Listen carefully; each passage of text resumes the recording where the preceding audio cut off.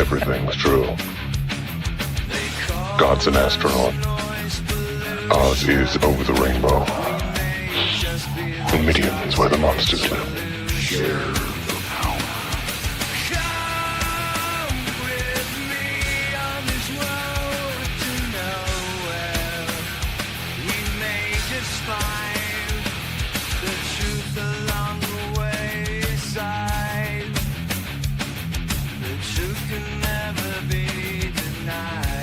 We're committed to this shit now. It looks like he may commit suicide. Suicide is badass. Shut up, all of you! I know what's happening out there. Out there, outside the earth. But it's out there. We are safe. Nothing can touch us. God has ordained this. This is God's order. We are safe in this place. Lance, can't you see the greatness in me? I'm female and male, man and woman. I'm better than you are! Yeah, but don't you understand something? You're only half of each. I'm a whole man. So if you'll excuse me, I don't have a lot of time here. I gotta save the world.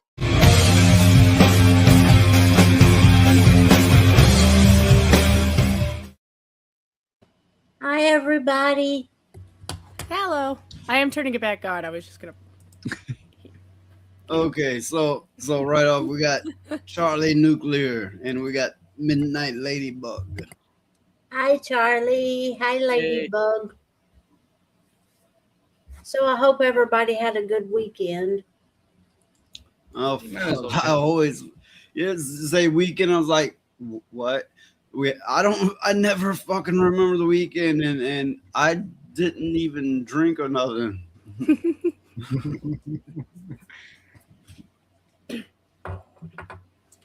So yeah, I guess it's gonna be a slow dragging Monday, which that happens sometimes. Sometimes it's Monday and everybody's all riled up, and I'm like, what the fuck is only Monday?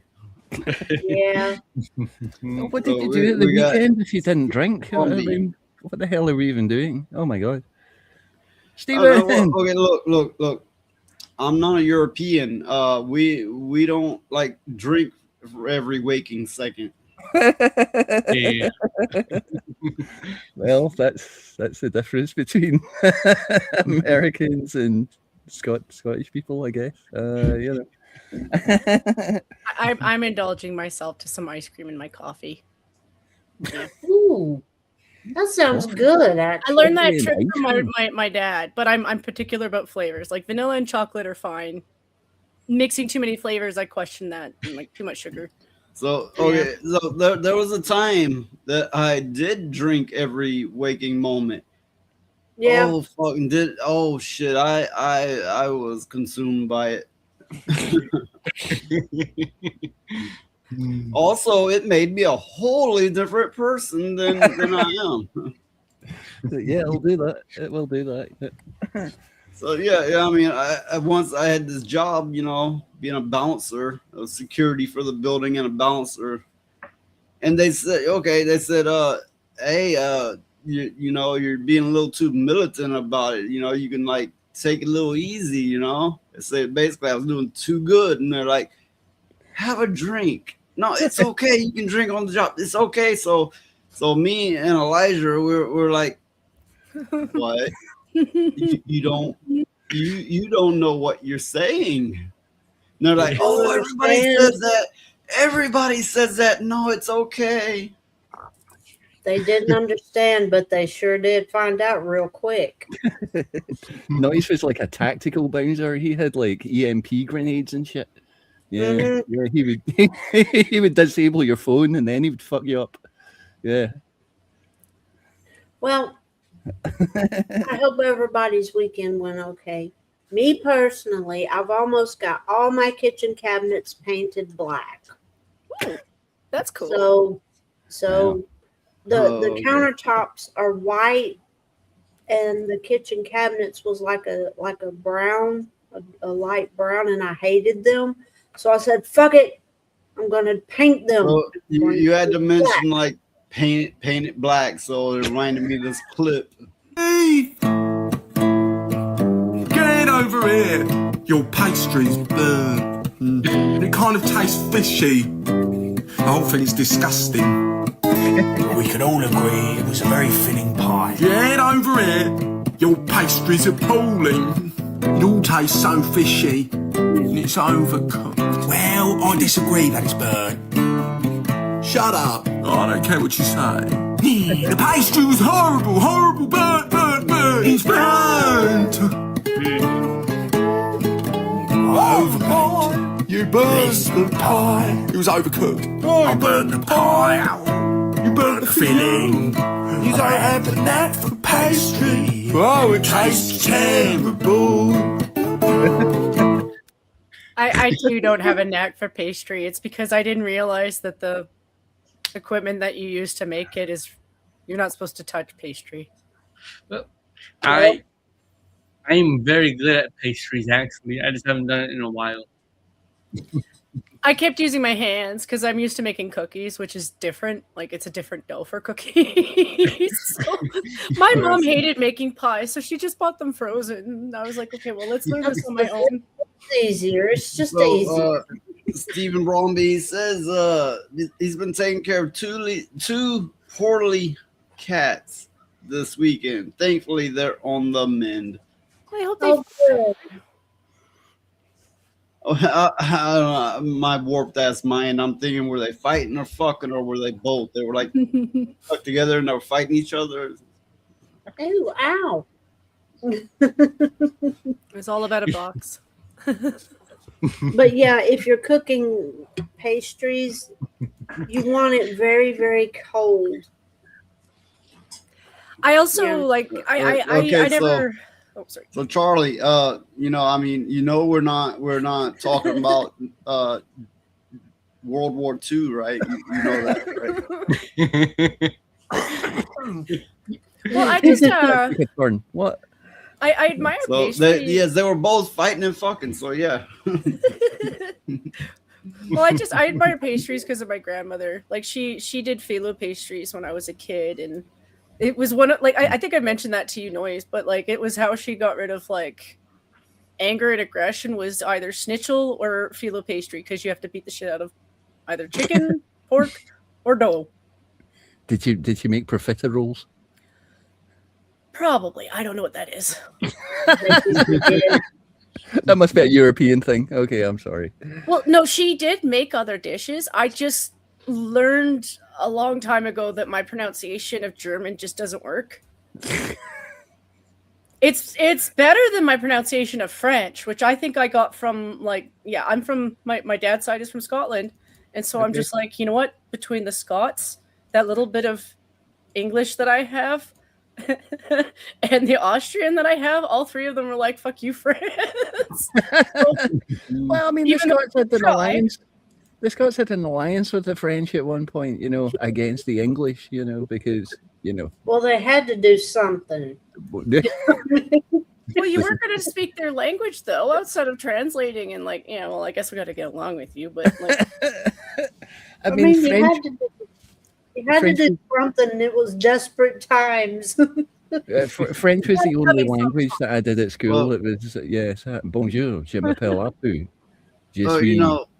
Speaking of, I've brought this up on a stream a couple streams ago or something like that. But speaking of like European versus non-European, so look at this little clip.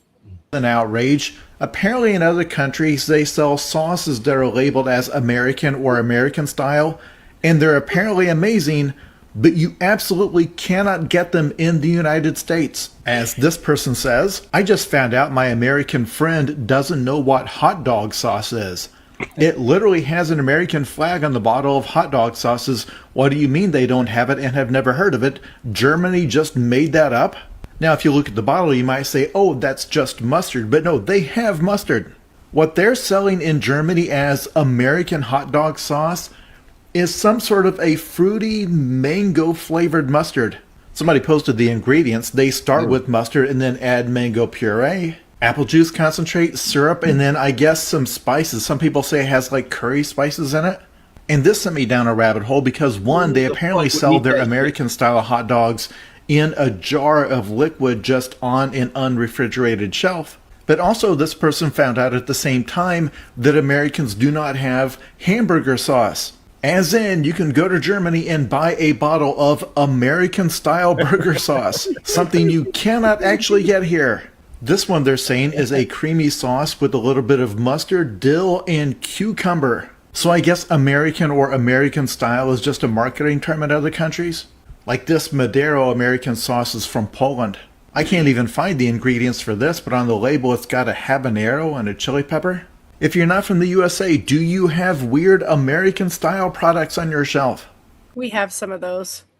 We don't Okay, have so Americans have never heard of this shit and would not eat this bullshit. A lot of it is just a mix match of different condiments in the first place, because they tend to. I'm not meaning to speak for you, R2, but a lot of times you'll find places where they put mayo on the French fries. So it's kind of a mixture of mayo with other condiment sauces. Elijah is disgusted. Yeah. Yeah, but here's the thing: that there's, fucking like non-Americans, right? Other countries are like, oh, Americans do like this. And look, we're branding us American, and then throw some bullshit at you. And Americans are like, ew, what the fuck? It's one of those things where they're like, when you realize that like the special sauce from McDonald's that they put on the burgers is just like different condiments mixed together to make a sauce. It's just salad dressing. That's all it is. It is. I'll buy like microwave hot dogs sometimes, and they will come with a sachet of that's my French pronunciation, by the way, sachet of indeterminate sauce, which is probably just a mix of ketchup and mustard. I mean, that's what you would expect, right? So that's what do you mean? What do you mean you buy microwave hot dogs? Because I'm not familiar with that. Yes, you can buy microwave hot dog. Oh gosh, I might have said too much. We don't have that here. We don't have that. At best in the US, you might find the canned hot dogs, like the Vienna sausages, but they're not the same consistency, texture, or anything in the hot dogs. Don't you get like burgers or something, and burgers and hot dogs in a gas station or something, and they've got a microwave? You can get burgers like that. You can, but you probably want to save yourself and don't. You don't want it. No, you don't want it. I'm not the best cook in the world, like Charlie. Maybe I'm not really that familiar with my oven, except my microwave. I use my microwave a lot. So first of all, I'm a man. It's been storming like a motherfucker here. So luckily we're in a gap to where it might come back. Let's hope it don't. But hopefully the stream can continue. It's lucky we were able to put the stream up at all. Also, the little mini PC, it's a little motherfucker, right? Little thing, little box. I wiped Windows off of it because half the shit was just flaking out on me, not fucking working. I put Linux on it. I put a quick easy version on Linux Mint, and it's working. My connection's not dropping, my Bluetooth isn't dropping, and some other fucking fuck ups. It's good. It's good now. Well, that's good. Yeah, that's good. I noticed you changed the name of the show, or has it been called Noise at Night before? Is this a new name? No. I mix it up sometimes, But one reason I'm playing around with the name, right? But one reason is I'd say Monday, but for a lot of you motherfuckers, it's not Monday. That's right. It is now Tuesday here. Yes. I was wondering if this was going to be like Noise After Dark, and like all the rules go out the window. That sounds like an adult film, Noise After Dark. Yeah, I know. It's like, oh shit. I live in hope every day. Like back in like the early '80s and stuff, people were called into the radio station with love advice and shit. That's right. Noise after dark. Sometimes it gets a little blue. Oh my god. So I put Linux Mint on this one. I've got Cashy OS on my bigger, more powerful computer, and I have Steam OS on Steam Deck, obviously. Oh yeah. I'm curious about the new Steam machine that's coming out. Because I'm curious to see how much it's going to cost. That's my whole thing. I want to know, like, my PC is like 15 years old. So what I want to do is I want to see about putting Linux on that computer system to try to stretch out its life for as long as possible, because PCs are very expensive, especially now. Linux, at least in the Steam Deck version, makes everything run better. Oh yeah, so for anyone who might not be aware, SteamOS is also a version of Linux based on Arch Linux. I know it says KDE whenever I put into it, so I know. Oh, that's okay. That's the K desktop environment, also known as Plasma. That's your desktop environment, which is not the operating system. It's a layer on top of the operating system, which allows you to do all the things you need to do. Yes. I know very bare basic of this stuff. Noise knows a lot better than I do, so yeah, listen to him. Well, I hope so. Okay, here's the thing. 25, 20-some years ago, maybe 27. I remember talking to the KDE devs, right? And God damn it, a bunch of assholes. But anyway, it is because of me that a lot of the neat shit that's in it now is in it. Yeah. For me, it's still trial and error, and then hoping I can backtrack if I fuck up. Yeah. Well, Noise told me that, see, I want something that's simple to use because I'm not very technical minded. So I don't want to have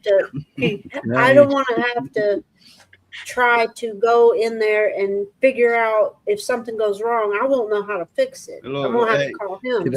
I used to be that very asshole who would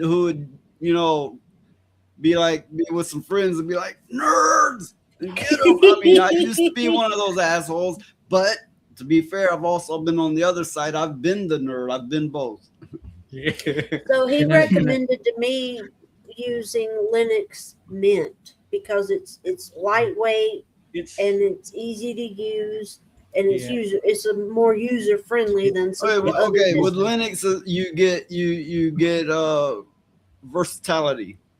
If you want something more complex, more usable, you can do it. If you want something, no, I don't want to fuck with all that. I just want this to work in the most basic, simple way. You can do it. There's different distributions for it, commonly referred to as distros. If you're more of a techie, or a power user, you could always go with like Cashy OS or something like that. There's too many fucking distros, but first of all, figure out what kind of user you are, what you need it for, and then pick from there.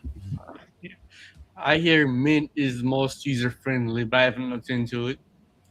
The only thing I want it to do is I want it to run Soulframe, and I want it to run Guild Wars 3, and I want it to run Marvel Heroes. That's it. Well, that's all I need. You'll need to look into whether those games are running cheat protection and whether that cheat protection works on Linux or not. It depends on what's cheat protection. Yeah, a lot of them. If you're going exclusively through Steam, it'll tell you, right there in the description. Mm-hmm. Yeah, and I don't want to worry, Elijah, but what with the Steam Deck increase in price of like $300 for the OLED model, you might be looking at for the GameCube. You might be looking at, maybe when that comes out, probably about $500,000 to buy one of those fuckers. Well, they can keep it. Then I'll just rub together. Throw together your own computer and put Steam OS or other variant of Linux on it. But yeah, you can roll your own distro, as they like to say. but you better have a lot of time on your hands. It's better just to get a well-supported one. Yeah. That's my take on it. Yeah. Well, I mean, it's funny that you can take an old PC from the 90s, dust it off, and it will still work. Yes. These days, computers and stuff like that, they go kaput and they're obsolete in a couple of years now. I mean, it's just amazing how the retro stuff lasts longer, and that's with just about everything. Yeah. Also, the older something, Same with phones. whatever it be, cars, refrigerators, computers. You look at the older stuff, and it's like this shit feels luxury. It feels like they put the quality into it. Now what you get is like, I'm afraid it's gonna fall apart if I touch it. I know. Yeah. It's the obsession with plastic. Like everything plastic to replace everything else. I'm like, no. It's also capitalizing. If you can make it cheaper and it still sells, and you can mark it up yearly, and it's a net profit. Yep. If you can do it and you can get away with it, you keep making it cheaper. I mean, you look at things now, less ports, make it thinner, and so forth. And no damn headphone jack. Yeah, that's what Apple have been doing for years, has been removing features from their damn phones. Yeah. Fuck Apple. Yeah, fuck Apple. Indeed, I've never had an Apple product in my life. I have a banner for that. See, and voice. I've tried an iMac, like what was that? Was it an iMac? I've tried that before, and it's not as good as anything else, really. Did it look like here's the thing. I had this friend who wasn't a friend for long because it turns out he's a pervert, and I literally scared the shit out of him. He shed himself and left town. But anyway, I'm not getting into that story. Here's my point. He had an old iMac, one of those like original blue shelled iMacs. And he's like, oh, it's old and I can't do nothing with it. I'm like, give it to me. I'll do something with it.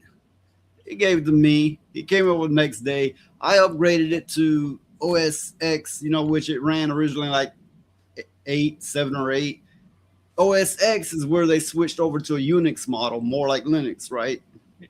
And his mind was fucking blown. He's like, how'd you do that? And it wasn't just as easy as putting a disk in and it was involved. It was, you had to fuck with the internal battery and a whole bunch of shit. But I did it.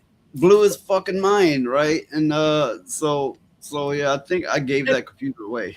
I'm saying this as a joke, but I was sitting here thinking about that. We used to have a Teddy Ruxpin when I was a kid. I don't know what happened to it, but I do know that my brother used to experiment with other tapes because it'll play anything that you put in there that's a cassette tape. And now I'm just like, I wonder if they could have reworked that for something else, like put like a little TV in the tummy or something. Or okay, so I watched a thing about old toys that weren't as good as they were supposed to be in the adverts, and Teddy Ruxpin was one of them because when you played the tape, apparently you could hear the tape, but also the overwhelming noise was the motors from the mouth when the mouth moved. You couldn't turn it up, no. Like right. It was a certain set, and yeah. And you could only hear them. And when the batteries were running out, the tape sounded like the voices from hell or something. Hello, I'm Teddy Ruxpin. You know how you fix that? You do what they did to the Elmo toys, and you hook it up to a high voltage. A car battery. I mean, there's a lot of people that want to hook Elmo up to high voltage just regardless. Yeah. I mean, I'm not super familiar with it, but didn't the Furbies work somewhat similar? Yeah. I guess so, yeah. I can imagine it being the reason, like there's something in the track goes. There were a lot of claims made about Valkyria AI. Winter. And he's going, oh my God, Jen, you hot thing. You. Hi, Val. But okay, Jen, now you demand money out of them. That's the way women do it. That's the way you got to do it. Well, if you get money for it, like put it towards doggy cookies. I shouldn't have said that, damn it. No better. Valkyria, I saw her first. You back off, motherfucker. We need a code word so I don't fail. Bears. Yeah, that'll work. Bears. Yeah. Valkyria. Oh, yeah, okay, since the subject was brought up, for one, like, subscribe, follow, all that good stuff, repost if you're over on Rumble. Well, let's see. For a donation of $2 or more, Phoenix will give his dog a treat for you on stream. So you could see it. It's like, this shall be my will done. And plus you'll get to see some happy dogs. You'll get a video clip, especially if you donate 5 or more. Plus, if we have a modest $20 goal in which we will extend the stream and keep the Europeans up way past the time anyone should ever be awake. If we hit that goal, and you'll get a nice clip for it as well. But my brother, one of our cousins, had one of those Teddy Ruxpins. And the kid, you have to understand something. The kid was a brat from hell. Yeah. And they came to stay with us for the summer. And I got mad, and I didn't say why I was mad at first, but my brother said, "What's wrong with you?" I wouldn't say. And come to find out, I finally told him what was wrong, and they caught our cousin beating one of our horses, just whooping the shit out of it. So my brother said, "Okay, I'll handle this." So he goes and hey, let me read this off, then you continue. From Valkyria Winter, eat it R2 for Jen's cute smile. Oh, ain't that nice? Oh, I see what you're doing, Valkyria. You will not win. He sees what you're doing, Valkyria. You will not win. Where you won't know when, but here's coming to you. But Okay, well, I do owe him a clip for that. I know he likes the Asians. Watch me move for you.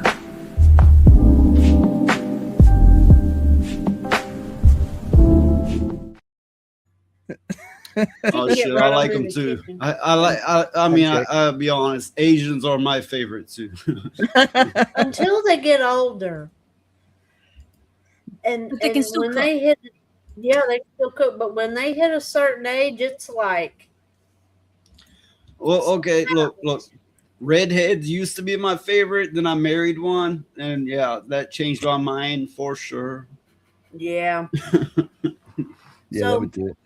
My brother, he took the kid's Teddy Ruxpin, and he goes and he hangs it in the barn, and then he puts this like wood tape in there where the Teddy Ruxpin's going, and he turns all the lights off in the barn, and the kid starts looking for their Teddy Ruxpin, and he goes, "It's in the barn." So he goes, "No, you gotta go out there by yourself." So he gets up in the loft of the barn and he hits the play button on the Teddy Ruxpin, so it starts his shit. That kid shits themselves trying to get out of the barn. He goes, "Yeah, you little shit. That's what you get for whooping the horses like that, making my sister cry." For me, Yeah, sorry. So to respond to this, yeah, that heart is because I'm like, I think YouTube may have a problem with this clip. So just to be safe, I'm gonna put a little heart right there because it is like it maybe is a little bit of exposure. Damn you, But yeah. YouTube. Yeah. Yep. I mean, I get that you don't want people flashing and stuff, but it was covered. When Asians at about 40 to 60, that is when you see the I go, indeed. All right. That's Age, I believe, is a typo. I believe it meant to say age. I'm just reading what he typed out. I assume that he meant that.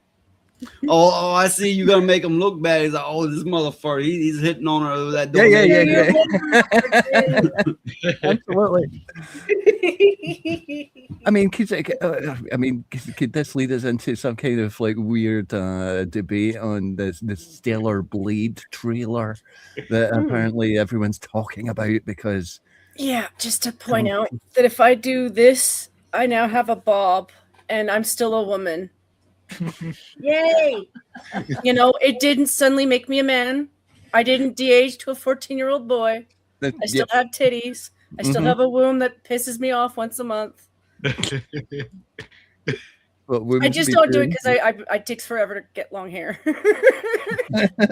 Like, it takes forever. So with the same logic as like I am an ally to the LGBTQ blah blah blah blah blah. Because look at my hair. I'm like a woman now. I'm a woman now. I had that conversation with my mom last week that I know it's not everybody, but some men have really, really nice hair. And it's up to you if you want to keep it. Like, it's not my business what you do with your hair. But some men, I'm like, wow, if I could. I still have long hair. Why 9 times out of 10 men have nicer hair than women? It's because all they do is wash it and comb it, and that's it. They don't do all this weird shit like dye and perms and. Well, have you noticed the hairdressers that's like heavily into being a hairdresser are fucking bald? Yeah. Yeah. Okay, I'm gonna have to at best, and I'm not picking on you, R2. At best, I probably have some problems because I like caps. Like I don't really like blinding myself, so I wear caps a lot. Okay, so I gotta read this from Valkyria Winter. R2, try as much as you like. This Aussie will pin you down and peg you. Oh my! I don't know what Valkyria wants now. Apparently, he's flirting with Jen. He's flirting with me. I don't know what the hell. We fight music now. Okay, so Stephen Romby says I'm developing a luxurious mullet. By the way, when I was a kid, my mother she wasn't good at stuff. She was a bad cook, bad at cutting hair. Just not good at those kind of things. So I'd get a bowl cut. You just like flat. There's a bowl cut. Yeah. They did look off, but there was the odd kid that looked cute despite it. Like, you're like, oh, I feel for you, kid, but they look cute because. No, I look like a disturbed little psychopath. I look eternally pissed. I've seen the pictures, and it's true. Now, myself, I got the same thing, but in kindergarten, all the little girls would ask me to like flip my hair, so I guess I look good. I don't know. That was a very common occurrence. That all of them would ask me to flip my hair, all up like the 5th grade before I was homeschooled. I don't know. Maybe, and I'm not saying this to pick on you. Maybe they saw remembrance of Fabio. Because Fabio. I get that a lot. Yeah, I get that a lot. People call me Fabio a lot at work. So it's the hair. It's the hairstyle, and then how you flip it. Because that's how Fabio kind of did it. Like, yeah, it's like that. Children of the Corn. I followed him more in his interviews than like the stuff he did because he's weirdly funny. For Okay, I'm gonna have to show off my. Hold on. Sorry. But those movies, those Children of the Corn movies, see, that's where the adults forgot how to be adult. And they let them kids walk all over them. And it's like, oh, no, we ain't having this shit in the house. No. If you're going to do that mess, you're going to have to go hit the woods or something. You're not doing that mess around me. No. I don't think so. Okay, we're going to have to show R2 from 30 years ago. Here we go. Right. There we go. Ooh. Okay. There we go. Jesus, I thought there for a second before you blew the picture up, I thought I was looking at the lead singer from Megadeth. That's who yeah, it was. Yeah, no, there you go. I wasn't trying to be a transsexual. I was growing my hair because I like fucking Metallica and Megadeth. That's why I grew my hair. Wait, you wasn't trying to be bisexual or nothing, but you just like fucking Megadeth. Yeah, Did they enjoy it as well? I'm not fussy. I'm Scottish. He's not fussy, he's Scottish. It's R2 trans. Fuck you, Valkyria. God damn it. But that was our whole childhood. Like That was half the men I knew. It was either you had like a soldier haircut, like the crew cut, like a bowl cut, or you had a mullet or something of the shape of might as well be a mullet. Or you long had hair. Tarzan Well, hair. Yeah. My time growing up, most boys had damn near shaved heads, or very tight military style hair, and most damn near all of them wore the baseball caps. And I was like, fuck all of you. I'm gonna be different. I'm a rebel. I don't need a fucking reason. I'm gonna rebel against anything. Well, you know that in the military, they did an experiment with some Native Americans that they had enlisted, and they sent them out for the trackers and stuff, to be trackers and stuff like that. If they had their hair long, they were better at their job, and that's the truth.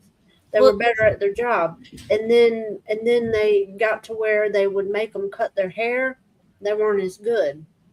So yeah, because your hair blends in with like leaves and grass and shit. Well, To a certain okay. extent.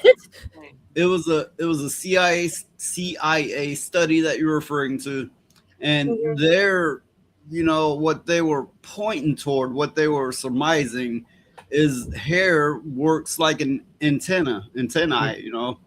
I mean, in a energy level, right? So that's what they were getting at. Yeah. Plus, it's like anything like shifted the wind even slightly, you could like fill it with your hair. Like, you get what I'm saying, right? Yeah, you could figure out which direction and Like, stuff if something like that. moved, you kind of feel Well, yeah, it. Like, I mean, it's not unlike cat whiskers, right? And they Yeah. claim that they have that, like, I don't know, say they're sleeping and something approaches their face. Who knows the real reason, but that's the best we can figure out. Yeah. The CIA was all the time doing experiments like that for things, and some of it was very interesting. They used a lot of it in intelligence missions and stuff like that, like astral projection and that kind of thing. Well, and okay. all manner of that stuff. And then we have the scientist of today.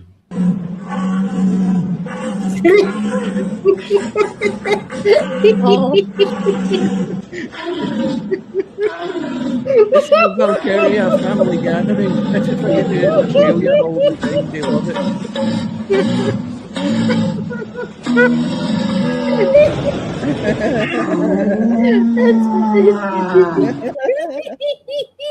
Did you say that was Valkyria's family gathering? Yeah, that's a traditional Australian thing. Yeah.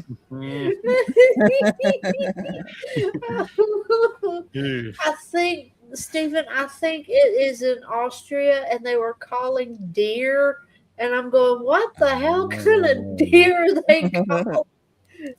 Jesus Those are Christ. usually mating calls, so yeah, if that explains a little better. Well, some, but it Okay, doesn't so help. there it's the equivalency of going, come here, dear, to get a quickie or something.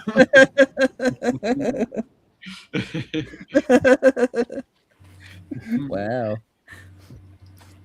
Oh no. Jesus Christ. Yeah, I told you he was flirting with me. God damn it. Yeah. I will say, if you have not seen the goats, the men that stare at goats, you should watch that movie. It is a good one. The goats that stare Okay, at men.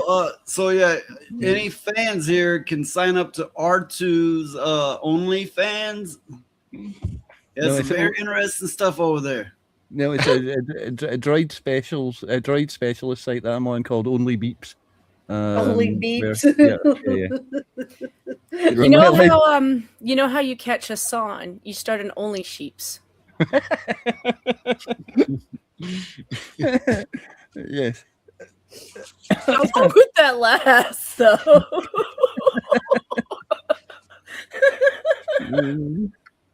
So You might have seen one of his dogs, the one that is part weenie dog, there in the back. He has two dogs. One is this massive big white dog, right? Fluffy and all. They will get treats for a donation. I mean, it make us all happy to see the dogs happy. I would say I would give Big Shirley one of a treat, but she's being a little bit Okay, so combative today. I don't think that's much of a treat to anyone. Yeah, no, Charlie's trying to invoke the snatch very early here. I'm concerned. Stop it. I'm very Nobody's concerned. drunk enough. Feels more like a threat. Nobody's drunk enough. Yeah. He just wants to hear the German song again. Yes, it's Careless Whisper, isn't it? But Arnold Schwarzenegger. Yeah. I can't do a Schwarzenegger. I can't either. So Phoenix will prematurely offer the dogs a treat. I'll say, hey, for donation. He's like, hey, dogs, you want a treat? Like, goddamn, wait. So the dogs are eventually, they're looking at him like this. What kind of fuck you give me? 8 kind of fuck. Love fuck, hate fuck, sex only fuck, breakup fuck, makeup fuck, drunk fuck, buddy fuck, pity fuck. Don't fuck the dog. No, don't do that. No. No, don't do that. That's Not even on only beeps. Oh, Stephen is not wrong. I can't do that. Yeah, no, I can't. Ghastly song, yeah, I can picture that still too. I remember when it was in the charts. It was like #1 for like 4 weeks or something in the UK And charts. I hated every minute of It was it. horrible. It was hot. But that's when Stockaken and Waterman were massive, and just every song that production team put out was like massive. And they gave us Kylie Minogue as well. They also forced the "What Do the Fox Say" song on you for way longer than they should have. Yeah, it's not the worst song. It's just too much of it is. By the time that song came out, it'd been years past since I had quit listening to radio, quit paying attention to any new music releases because I knew it was all crap. I'm like sticking to old music, and I'm like, the fox. Yeah, if a fox can fuck the right hell. Yeah. What? Yeah, no, go Phoenix, go. Yeah. We didn't start the fire. Oh, shut your mouth! Shut up! That was a big comeback song for Billy Joel, because Billy Joel hadn't been in the charts for a while. No. A good use of that is you play it for the fire department, only change it to "We didn't stop the fire." We didn't stop the fire. We didn't rescue your husband from the fire because we're weird lesbians, and so we couldn't save your husband.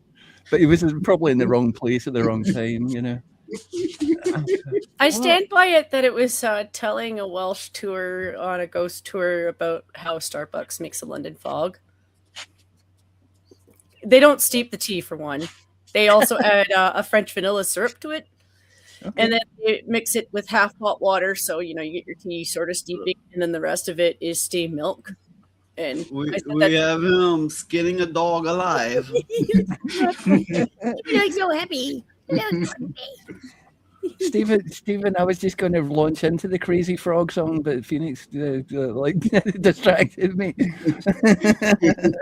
because that was the other one that was the what the fuck say, and then there was the Crazy Frog song, which was and it was just like weird noises. Yeah, and the only reason we get high in the charts or is the Blue like, Man song. The French one, yeah. Oh, because I'm blue. That's an okay I song. just like to know what the fuck kind of drugs they were on. I mean, you gotta be certain drugs influence certain kinds of music. So I think it's a thing to go to France and then lick the Eiffel Tower. Like they go up to the top, find the place with the most black mold, and then they lick it, and that's where they get their inspiration from. There you go. So they like going and licking the end of long black things. Yeah. I'm sure Valkyria has just perked up in the chat. He's like, thinking about it. What's sad is if that thing actually did burn down, all of a sudden France would care. Good evening, Valkyria. Love you, Valkyria. Waiting on the zombie apocalypse to take care of France, but it hasn't happened yet. Or it's already happened. I mean, think about it. That's close. All right, so from Fall 13, guess I know what I'll be dressing up as when I go to France. Vive la Paris, tower. You're gonna dress up as the whole Eiffel Tower? That's okay. You probably could. I'm sure they've got inflatable costumes. He's gonna be either be Mike Tyson or Michael Jackson or something like that. And then he'd be like, "I got your Eiffel Tower zip." You probably could do that too. No, it's okay. It's got mold there too. So you go online and you order all the Eiffel Towers that the people who fraud and try to resell them for 100% markup. You buy them and then you just glue them to your clothing and then walk around Paris. You could always dye them black,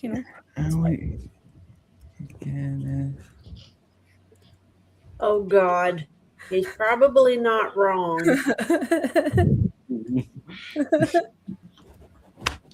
Okay, so let's see. Yeah, the Lavender Hill Mob. That's a film where they make a bunch of like gold Eiffel Towers and then try to sell them. They steal a bunch of gold, make them into Eiffel Towers. Basically, they order them online for like $1 to $2 based off of the size. Like the small ones are $1 and the bigger ones are like maybe $3. Yeah, they sell them for 10 to $20. Okay, so I would imagine if anybody's familiar with his name, it'd be R2. Are you familiar with the name Alanah Pearce? Oh, don't get me started. No, seriously. She was heavily invested. She was heavily involved in Gamergate. I fucking hate Alanah Pearce. Pearce can go fuck herself. You see this? And then there's Alanah Pearce. She here confirms that she wrote the game. This is gonna stink so bad. Well, I'm pretty sure it's just like a side game. The more mainstream games of it will still be Kratos, from what I read. Okay. I think it was Hypnotic that pointed out these modern games take 5+ years to develop, and they're taking this kind of time and these kind of resources to develop this bullshit. That is hurting the franchise unbelievably. I will always say if a game takes more than a year to develop, that's too long. Same with TV shows. Alanah Pearce is heavily involved in the writing, apparently, of Laufrey, or however you pronounce it, right? And look how popular it is. I hope you're enjoying the popularity of your writing, Alanah Pearce. You fucking bimbo. I should stop because I do get angry, and yeah, she is one of these people who thinks that gaming should bend to her will, and no, gaming should not bend to your will, Alanah Pearce. So here's some of these comments, right? Like this top one here. I'm honestly grateful for how much money these people have saved me. I'm surprised it hasn't gotten out in their neck of the woods that if you work with this bitch, she's gonna make you the ugliest thing on the planet. Like the actual voice actress isn't bad looking. She's a little bit older now from her days from True Blood, but She doesn't look like that. She doesn't look like she's been drinking for 15, 20 plus years and like, you know. Hello, Killer J. Hey, welcome, Killer J. But your wiener's not welcome here. Don't bring that wiener here. Too many wieners already, but yeah. But And then it does scream of like girl power fantasy, and I'm like, you know, none of the females who actually play that game are into that shit. Yeah, So- it screams of turning the God of War franchise into like crappy millennial Marvel writing, and that's not surprising coming from someone like Alanah Pearce. Well, you know, if that had took this, can you make the picture a little bit bigger noise? If that had took this, and instead of tying it to the God of War, if they would have created a Joan of Arc game, that would have been fine. No, that's been done recently, unless I'm mistaken. I believe that's been done recently. Mm-hmm. But it too reeked of wokeism and failed. But yeah, that cube is supposed to be a gelatinous cube, like like D&D, right? Yeah, Dungeons and Dragons, yeah, gelatinous cube. That does look like a washing machine with a Tide Pod all mixed up in it. Honestly, I think Wizards of the Coast might have a case for trademark infringement with the gelatinous cube thing, because that is a Dungeons and Dragons trope. Absolutely. Well, there's a scene. Oh, sorry. I'd like to see like a Red Sonja game. I wouldn't mind that. Oh, that'd be good. That would be good. I believe they've had them. I believe so. Anyway, you'd have to look. I haven't checked. I don't know. There is a little bit of gameplay that they did where it does show her, and it's not AI doing that. It is a clip from their game that they're taking it from. I know. And it's a washing machine. We all know it's a washing machine. But she is a washing machine, because the clip is literally just her doing chores and shit, and it's done from the angle of, oh, woe is me, I was the harder, tougher person because I did all the household chores. Well, somebody's got to get the fuck over it. We all do household chores. It's being alive. I'm a single man. I have to do all my chores. They abolished slavery. Are you saying we need our own personal slaves so we don't be like, oh, poor me, I have to wash clothes? Also, get the fuck over it. Also, if you're going with Nordics, and this is them being absolutely retarded, the Nordics did have slaves. They were white people. Yeah, that's right, because they came to Scotland, and yes, they came to Scotland and Ireland. North of England and Ireland, in the north of England. I mean, I don't think I could get that much work out of R2. I mean, I could try, but you could try, but I'm old, and arthritis. The thing is you got to do your household chores, or you live in filth. Which do you want to do? Live in filth or clean up after yourself? Well, here's the thing. Is the reason I don't like these survival games. I have a life I have to already survive in. Why the fuck do I want to then simulate it on top of it? Yeah, if the first thing I have to do in a video game is punch a tree, I'm out. Yeah. I'm so out. No. I did find it amusing in Ark. Okay, it was fine, because you're trying to scramble to get basic resources while everything can kill you, including the dodos. I mean, I'm one of these people that actually I do appreciate the depth of the mechanics in something like Minecraft, which on the surface looks like a kid's game and stuff, and you're like, it's a kiddie game, but the mechanics are actually extremely deep in Minecraft. So I played it for a few hours, and I was like, okay, it's all right. But I find a lot of survival games quite stressful to start. Like if you're Rust and Ark and all of those games. My internet had a hiccup. There's been storms and shit, right? Oh no, we lost Elijah as well. Yeah, same. We're on the same internet. But I was saying I have punch trees. Not being a dumbass, but you don't like go all out. You're gonna fuck yourself up, but you do it building up to toughen your fist. Yeah, But yeah, I sure didn't do it to like get some firewood or make clothes out of. You didn't make wooden armor. Oh no. Yeah. For me, I was doing it in 7 Days to Die, where you're basically in a Fallout world. It's a zombie apocalypse. I'm like, you do realize there's still technology around you, right? You don't need to punch a tree or the ground to get a rock. Now, correct me if I'm wrong, but didn't you like pull up a tree by hand so you could get internet one day?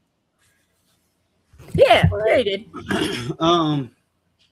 I'm not sure why who knows? I might have, but I remember there was this, probably like 25 years ago or something like that. There was this tree that's about 100 fucking foot. This is massive fucking tree. And I chopped it down with a dull axe. I took 3 days doing it. It was like, it didn't really chop. It was like just bounced off of it. It's so fucking dull, right? But I beat on that motherfucker for 3 days till it came down. Yeah. You could have gnawed. You could have gnawed on it like a beaver. Going. See, it would have been quicker. When he first tried to get internet, they said he couldn't because of that particular tree. So that's why he went and got a dull axe and chopped it down over 3 days, and then got the internet. Oh, so it worked. So the thing is they didn't really want to do it. There was a bunch of massive trees there, and they're like, it's that tree, and it was the biggest tree. And I was like, make sure you mean that one, that tallest one. Yeah, that's the one. So I'm like, motherfucker, I'm gonna fix this shit. I didn't have a chainsaw. I didn't even have means to sharpen the axe. I got the only axe I had access to. It couldn't cut anything. It couldn't cut butter. I bounced it off that fucking tree hours on end for days. All right. For me, it was also Conan. It's not meaning to be fussy, but in Conan, the Conan. Conan Exiles, is that? Yeah, Exiles, basically. Yeah, another one. When you go to attack things and collect meat for things, it puts all your shredded meat in the same space. And I try not to think about it, but like that's rabbit meat and alligator meat and demon meat and spider meat and bug meat, all in the same pile. And you're trying really hard not to think about it, Ali. You're trying really hard not to think about it. Just make sausages, it's fine. That Conan game that they recently did an update on where you run around with your flopping wiener. Yeah, it's Conan Exiles. I tried that one just a few days ago, and it was like you get the meat and shit, and like while you're still playing, it's like your meat is spoiled. The fuck? It hasn't been an hour. What? Yeah. If you play single player, you can change the settings where you can pretty much get rid of that entirely, just about. That's why I like playing it single player. What? Well, my thing is, you're in the elements and you're butt naked, and I'm going, this is bullshit. You should at least have some kind of pants or drawers or something to hide your shame. Like look, there'll be you wash up on shore. Suppose there's a ship crash. You got nothing. Your shit's flopping. There's other bodies. Why the fuck can't you just take their fucking, even if they don't fit, you improvise, right? You rig the shit. What the fuck? And they're like, you gotta go punch trees and kill little crabs and what? you do that in the this one, you're not shipwrecked, you're crucified. Yeah. And then Conan pushes you over to like, oh, look, there's a sandstorm. But the same scene, like you walk by. I skipped the intro, so yeah. But like you walk by corpses that are on crosses to get to like the main river scene, and I'm like, they have cloth on them. They've been dead for a while. Yeah, it's dirty and stuff, but at least it covers your titties and maybe your groin. I would strip their skin that's been baking in the sun and wrap that shit around. It's like, I'm gonna be covered. What's the one where you're shipwrecked? Is that Rust where you're shipwrecked? I don't know. Or Ark. In fact, how does Ark start? Ark is an alien simulator thing, kind of. Oh, okay. So you're in a alien world where the focus is animals that have expired already, and they survive in this world. Okay. You have one unicorn, you have one Liliplerodon. And then basically everything that wants to eat you. So they've decided to confuse dinosaurs with like ancient beasts and stuff, but it's still cool. I still like it. I like dinosaurs and I like ancient beasts, so I don't mind. But it's very unrealistic. Yeah, I really don't get these survival games. It's like, if you're so into surviving, get the fuck off your computer and go survive. Yeah. Oh yeah, Stephen mentioned Valheim. I tried Valheim one time. I seen it. I was interested in it, but not enough to fuck with it. Yeah, same. Yeah, I tried it one time. I explored a little bit away from where I started. I ended up in a sort of dark and spooky wood and got murdered by a skeleton and lost all my shit. And I was like, yeah, okay, I'm done. I did actually buy it because that was a demo or something. Like I think I played it when it was on the Game Pass or something. But eventually I did buy it. I bought the PC version. And I was like, you know what, I will play this at some point because a lot of people like Valheim. So you know, maybe I'm wrong. Maybe I was wrong.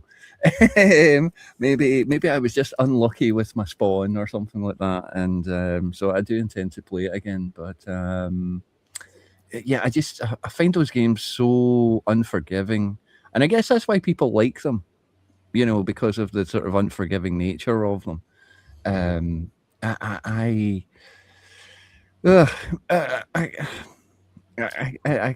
don't see that particular appeal, but I figured if somebody else, if I play with somebody else, maybe they'll be able to sort of baby me through the first like section of it, and I can like build a shelter or whatever. But have any of you guys played Valheim? I did know people who did, but I just I got tired of the simulators too. I didn't mind that one because I do understand like a lot of people are into Vikings and things like that, and it does have a lot of their stories and ghosts and things like that. But I play unforgiving games, you know. I'll play like roguelikes and stuff like that, where you get permadeath and stuff, and you know, you're leveling up your character until you die, and then you lose everything, and you have to go back to the start. I will play unforgiving games, but I thought Valheim or some survival games are. I play this old ass game. It's right around 20 years old. DDO, Dungeons and Dragons Online. Okay, and it's like I said, it's like 20 years old, so it's not like great graphics, so you know it's all kind of buggy, but goddamn, it's addictive. It's unique, and the whole setup, and what it lets you do. But they have they will every few months they'll run permadeath servers where if your character dies, that's it. It's fucking gone. and people, they love that shit. They'll all pour on those servers and play the fuck out of it, whereas they, you know, usually don't that much. They love that, and not me so much, but they do. They really love it. It is a test of aggravation and patience. Yeah, a lot of game companies nowadays seem to think that people like games that are unforgiving, and therefore we get games like, you know, the extraction shooters, you know, like sort of Escape from Tarkov and Marathon is the new one. And don't get me started on the popularity of Marathon. I think it started from people started saying, well, back in our day, games were difficult, and now that you just make them too easy. And then there's like, oh, really? Well, we'll change that. And it's like, and then they started making these retarded, difficult games. Right. And this is where we got the Dark Souls genre from. You know, this is where we got all of a sudden, you know, like From Software released Demon Souls on the PlayStation 3, and that was a revelation for a lot of people because they were like, oh, it's back to, you know, actual difficulty, actual you know, when you die, you have to start again from the beginning, sort of thing. And then we got the Souls-like genre from that. Well, yeah, okay, it's good that that option exists, but it should be an option. Here's the thing: is when something gets popular, they make everything Souls-like, and I'm like, fuck off with that. I play games for fun, not aggravation. If it's not Souls-like, then it's like going for a Concord. Because one of the ones that I genuinely liked was 7 Days, and I'm not the best player at it. I just have people I follow who are really good at it, and they made a game out of fucking with the game developers, because sometimes it was just like, well, we figured out your algorithm, we figured out where you've kind of placed things, heat map, all that shit, and so we're just gonna play around with the zombies, and like they had more fun doing that than a lot of people have with other games, and it's just because a lot of people are like Noise. A lot of people know a little bit more about like how the computers work and how the game was kind of built, and like that one's built off of like Minecraft as its base, so when you realize that's how they're working as like a space by space, you can math out your base and things like that. But the minute they pushed a new game, it looks like 7 Days to Die but with Concord, and I'm like, don't sell out yourself to that shit. Because it's a zombie game. You can be anybody in North America in a zombie game. It reminds me of what they're doing with all these, what the fuck you call them, Lego games. Lego games. It's like, it's like this game, except it's all blocky. And people are eating that shit up, and I'm going, why? Fucking why? Oh, well, 7 Days isn't blocky anymore. It's just when it first started off, it was using, like, the Minecraft math. Like, if you go by block, but that's because you can shift the whole world. Like you can dig down and then build with the materials that you dig out of. So like the reason they did that was to make it easier to function. But like they've always had their zombies on different tracks, like different algorithms, and people track that stuff. Mm-hmm. And it makes it more fun. Like you're like, okay, well, I got to set up for this trap. I got to set up for that trap. And if you have an active server where people play with each other. Yeah. One game I'm waiting to get released is the Hellraiser game. Yeah. Okay. That's my favorite genre. I know I'm an old fuck. I know that by today's standard I'm a dinosaur. I get that, but I just don't get the logic of these games and Roblox and Minecraft and the Legos and survival bullshit, and I'm calling Doom-like games boomer games, boomer shooters. With the what? I mean, okay, they can give it the genre a title if they want to, but that one has other meanings. Which, think about it, usually boomer is meant as an insult.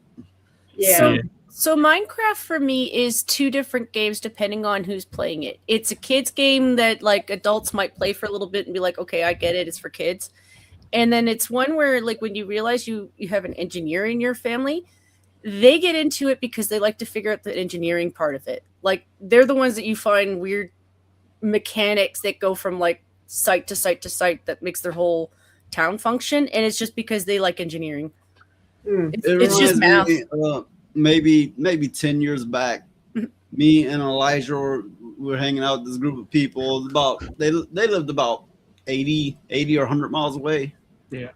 But okay, two of them were having a conversation, and we heard them. They're like going on how they built a ladder, and they were all happy as shit. And I was like, hey, good for you. I've built a lot of stuff too. I've built houses and sheds and barns and porches, and I've built a lot of things.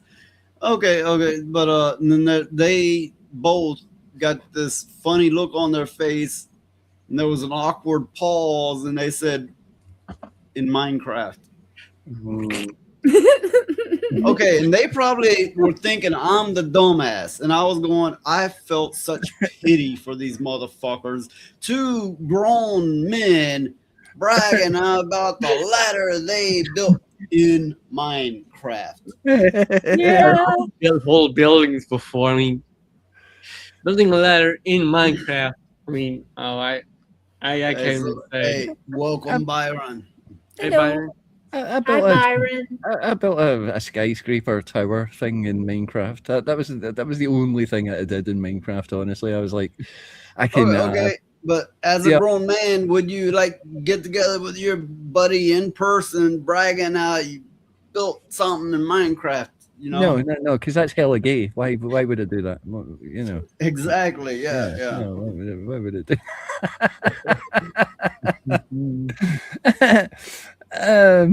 You know, like I said, you know, I do think Minecraft has depth in its mechanics, you know, and some of the stuff that people have made in Minecraft is fucking crazy, you know, like people have made like actual computer, you know, circuits and stuff in Minecraft, you know, the like calculating machines and shit.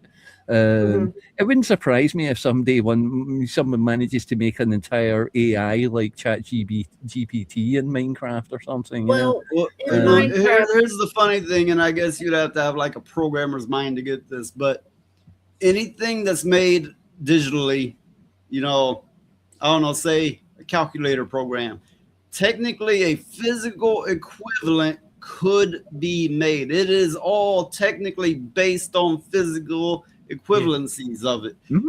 So I mean, it would take a massive amount of space and resources, but yes, anything you can do digitally, you can do in a physical medium as well. Now, you wouldn't get the preferable outcome ultimately, but it would virtually be the exact same thing.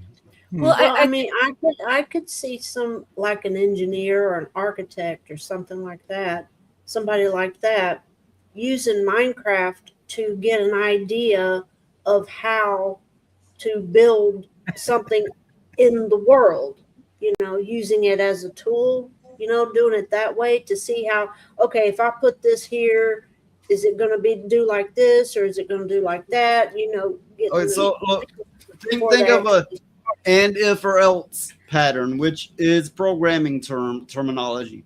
And if else, you go, if equals this, else this, you know, like, so if it's this, then it equals that.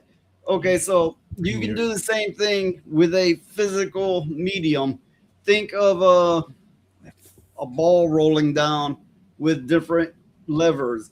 If it goes this way, it trips this, and else it does this, you know. So think in those terms. That's kind of why I liked building in different games a little bit more. Like, I don't mind Minecraft because it's a simplified version of everything. But like Ark is another example. I would watch people who did more difficult builds because I'm not a carpenter. Like, there is an art to how you place a wall. I don't have that. Like, I need somebody else to kind of like help me tweak the exact position before it clicks that I've got it. But I would watch people do recreations of Lord of the Ring castles in that game and know that like it's about how many walls that you need, how many resources you need to make that many walls. Yes, some people would just do the creative because like making that much shit and waiting for it to respawn all the time, nobody has time for that. But like if you're doing it for a stream and you know how much time you're going to be like, okay, I'm going to be doing this stream for a couple of months. Sure, I'll make it myself because you're going to be doing it for months anyway. Like if you're doing it for a weekend, yeah, some people just spawn in shit and they just say it like, hey, you know what? I didn't have the whole lifetime to make this for you. Yeah, I get it. It's an accomplishment in its own right. I get it. But if it were me, I'd be like, I would be overwhelmed with the feeling, oh, how I've wasted my fucking life on nonsense. Well, would you ever make like a model version of it? Like a real, like my dad does little boats, you know, like miniature boats and things like that. Because I think for him, he likes having a real thing afterwards. Yeah. Well, I mean, I've helped build all kinds of things. The things I've built and designed solely myself, I would roughly sketch it out. Now my drawing skill is like fucking pitiful, worse than a 2-year-old. But I'd roughly sketch it out, write all the measurements down, write the measurements of the cuts and what kind of wood, you know, the thickness, the width, the height, and so on. And then I would put it together, try to hold it together, see how it would look before, and then figure out how the best way to skewer it, which, you know, screws, nails, what size, and that depends on the kind of wood and the angles you're gonna need. For that matter, you can use brackets, but anyway, so that's I don't so much make a model, but I like to sketch it, write down the measurements, and then work on getting materials, and then seeing how it goes. Well, So I know we have a 2 from Stephen Bromby. He says, Phoenix, those doggos need treats. They're so cute. Yeah, they do. Thanks, Steven. Your lapdog is so cute. You Hello, want your lapdog. treat? Okay, let's get a treat. there he goes. The faces. Oh. Get a treat. Oh. Yeah, those dogs, they're starving. They need fat on them. So yeah, we need those donations to keep rolling in so they keep getting treats. Yeah. Hey, wait till I give it to you. How come it is if you have animals, every time you get food, it turns into some kind of ASPCA commercial? They turn into the most pitiful things in existence, acting like they haven't been fed for 20 years. It's how they get more. It's all a trick to convince you to give them more. I don't. I in my childhood I would have, because you can't help but want to see that happy dog face, you know. But now that I'm older, I'm like, nah. I'll ask for permission, and if they say no, I'll just eat it. But I worked in places with like little, like Tim Hortons had Timbits, so sometimes you little plain ones for dogs. His dogs have manners. Mine don't. Mine is like mine acts like the mafia. He puts out the dog cookie in there, like just gently get the end of it, take it. The dog's here be like, there goes take a wrist off. Yeah. They almost need little shark outfits before you give them treats. I'm telling you, my dogs, it's like the mob. If they hear the Godfather theme, here they come. And the Boston will get like right here, not 2 eyeballs, 1 eyeball, like right here in the side of your face, like try to do it. And then it's like, and then Big Shirley will start, and then they all start, and before you know it, you have to get up and get them what they want, because if you don't, things that would happen that aren't very nice. The dog's like, on this day, I will grant you the favor of you fetching us a treat. Yeah, that's exactly what you do. The shakedown. It's awful.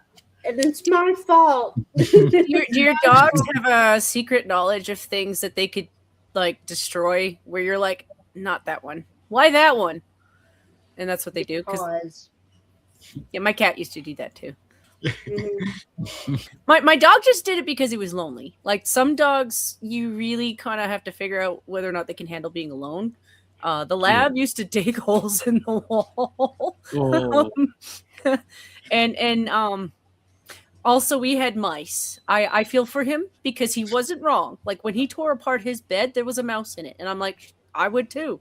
There was one in mine. So yeah. You know, so I give him fairness for going after some stuff, but he really didn't like being left alone, and I think it's one of those ones where we either needed another dog or just to really leave the TV on, because.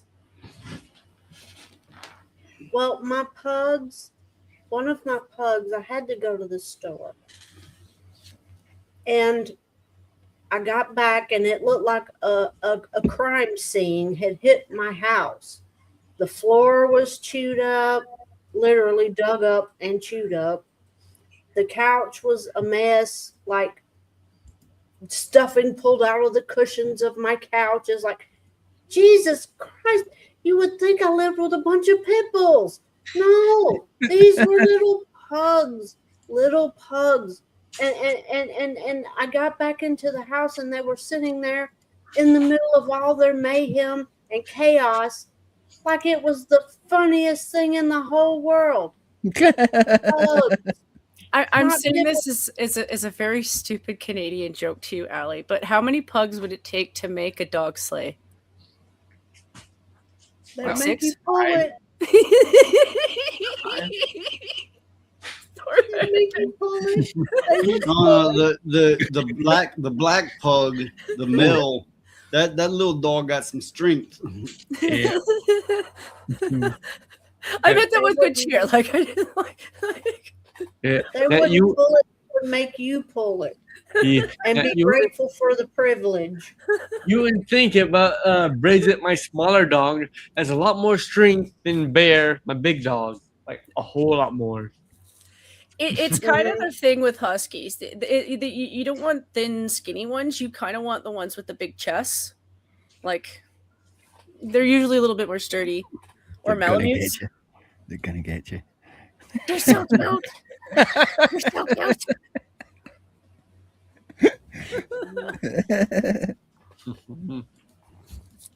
So you know, in unless I'm mistaken, in French they're called mops. Unless I'm mistaken, I could be wrong on that, but I believe so. Yeah, the Dutch call them mops too. I could see that. I know if you have a group of them, they're called a rumble. Rumble. Yes, a group of pugs are literally called a rumble. And the thing is, if you're around a bunch of them, they're grumbling. You can hear them grumble all the time. They grumble. That's great. Looks like a police lineup. I've worked it out. Oh, if it is a police lineup, I know which one's guilty. Oh, yep. Yeah.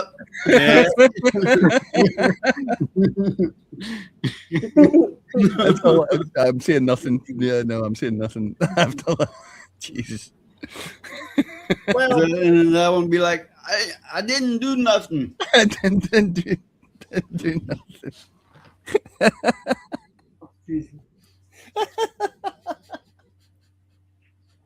Yeah, I remember that meme. The didn't do muffins. Didn't bake muffins. That nugget wasn't in a muffin, you know? Probably a good thing, because that'd be weird. Like a don't go to McDonald's anytime soon, Allie. They do that now. They have a breakfast sandwich where they put one of the potato patties in with the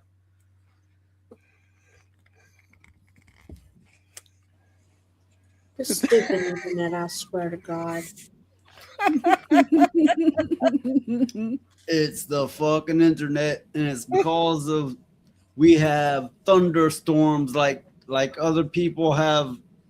I don't know, like I don't know. We got every fucking week, every week. Yeah, this time of the year, it's about every day. I mean, really. I swear, I think our climate is changing from a subtropical climate to a complete tropical climate because of all the rain and stuff. I mean, the thing about it is I've seen in people's yards where they're starting to grow banana trees in their yard. I was gonna say, for those that don't know, you can't grow banana trees just anywhere. Yeah. It's one of those visuals that I haven't really looked into because I don't really like to depress myself. But when they described those fires over the last, like, not last year, but last 5 years, and we've had some big ones too. North of the US has two, like a lot of them. I've said for like the last 10 to 12 years, that many fires is going to catch up. Mm-hmm. Yeah. Well, I mean, I remember the last big fire that Canada had, the weather people were saying on our TV that the smoke from Canada was coming, it was infiltrating the United States, and it was true because when you go outside, you could see it in the air. And that's all the way down here. It's one of those visuals that I said at the time, and I wasn't being morbid. I was just being visually honest. I remember 9/11 enough to know that there was more smoke for what we were burning than that day. And that day was crazy. You know, that was more than just smoke. That was building. So I mean, obviously I get that Canada has its reasons for being Canada, but It's funny to think on because it's all on the same landmass, Canada and North America. So thinking about that, yeah. That's why I'm pointing out yours too, because it's not just ours. Like ours actually targeted a lot of like the boreal forests. It targeted France's big forest, and that's then an you guys, interesting fact there. and then you had a big one in not just California. Like California is not new, so I'm not leaving them out, but they're not new. But the one in Hawaii, like those aren't just specific trees. Those are rare trees. When you go to like those kind of tropics, it's why South America, I'm like, don't burn too many of those trees. You know, like they're doing what they're supposed to do. By the way, welcome El Alchemy, and he says, "Hey everybody, fun fact: banana trees aren't actually trees; they're technically classified as a grass." I didn't know that, but you know what shocks me is how many people don't know that peanuts grow underground. Yeah. And okay, I learned this as a child because my father grew peanuts underground. He had me dig them up. You know, I didn't know that. Nobody's ever. I used to love to dig peanuts. Yeah, you just know to pull them up. There you go. I looked up kiwis like a year ago because nobody's ever been like, this is what it actually looks like. This is where it comes from. Like I looked up sesame seeds and then I looked up kiwis because kiwis are kind of like a grape almost, or like because they grow on a vine. Mm-hmm. Yeah. So I wouldn't have known that about peanuts. Peanuts are good too. I like peanuts. Anyway, I can't read bananas without thinking of Gwen Stacy. I mean, really. What did she do with those bananas? Hey, she's been around that block. I can't do too many bananas. They tend to mess with sugars. I mean, I can't have them. I just count it, you know. So it's like, do I want to do this or have something else? Okay, so look, before we get too far along, I'm gonna hop into another topic here. This one's also game based, so I guess we're on a gaming streak. Okay. New co-op game, Join Us. That's the name of it. Join Us is like GTA with cults and the apocalypse. Join Us is an upcoming co-op game for up to 4 players and sees you take the role of a cult leader hell-bent on securing the safety of your followers. So let's look at the trailer of it. Oh, yeah, I saw this. You're ready for the challenge and the reward of opening your very own cult. Nothing can beat us, nothing can break us, nothing can shock us, nothing can shake us. I know it's nothing. You'll be going to beautiful Bedford County, USA, teaming with locals waiting to join our family. You scare me? You don't scare me. You better reevaluate your life choices. You pissed off a random person on the street. You want a trophy? Even if they don't know it yet.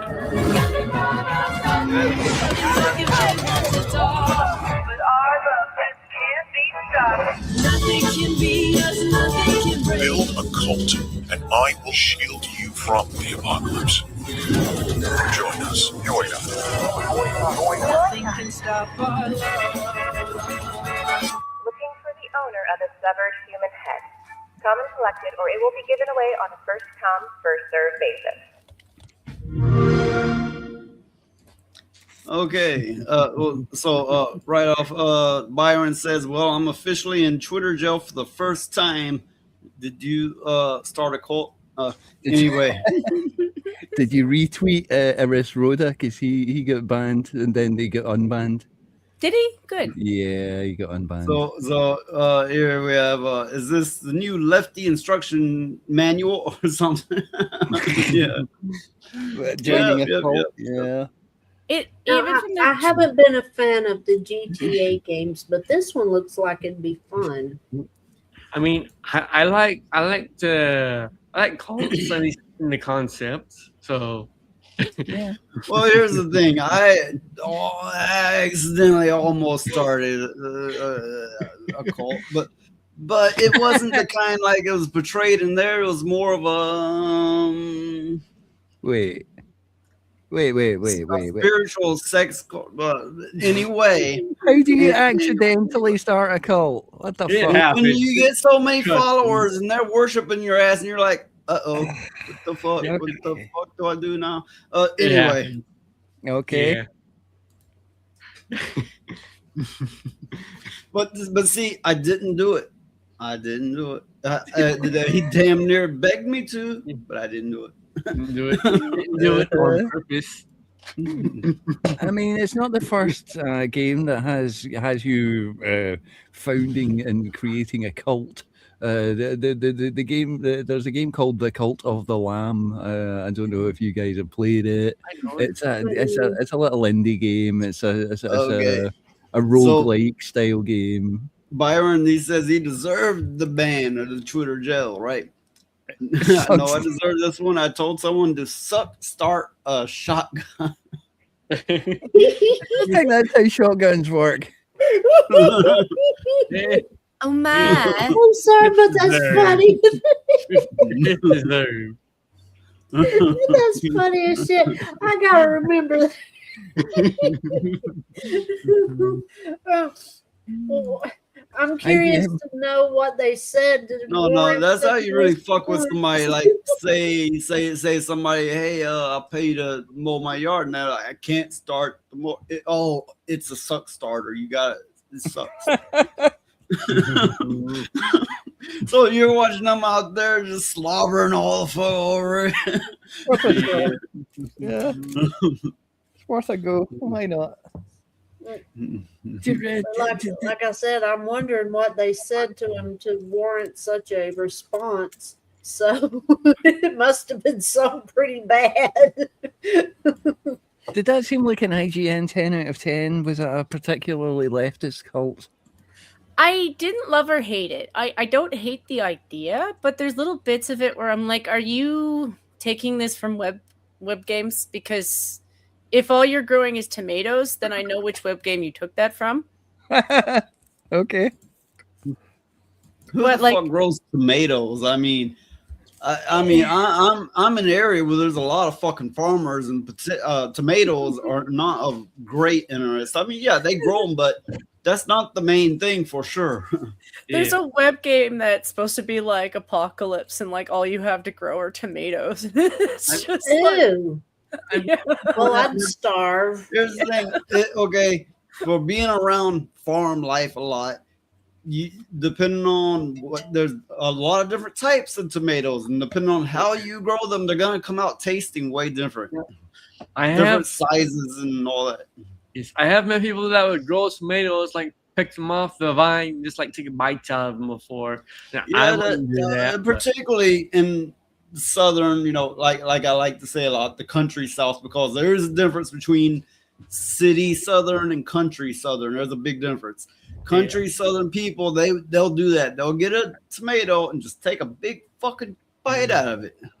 Not for me. I get that from my family. Like my grandmother is better at growing tomatoes than my mom necessarily, but it's that earthy flavor that they really like.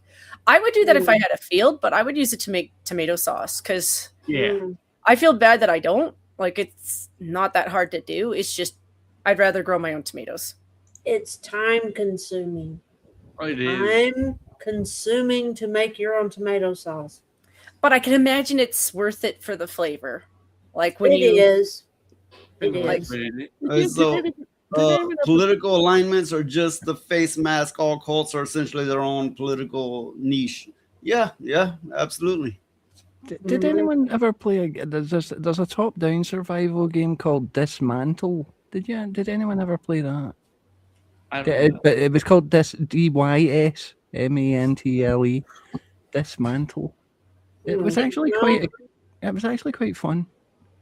And you grow tomatoes and wheat and various crops in it.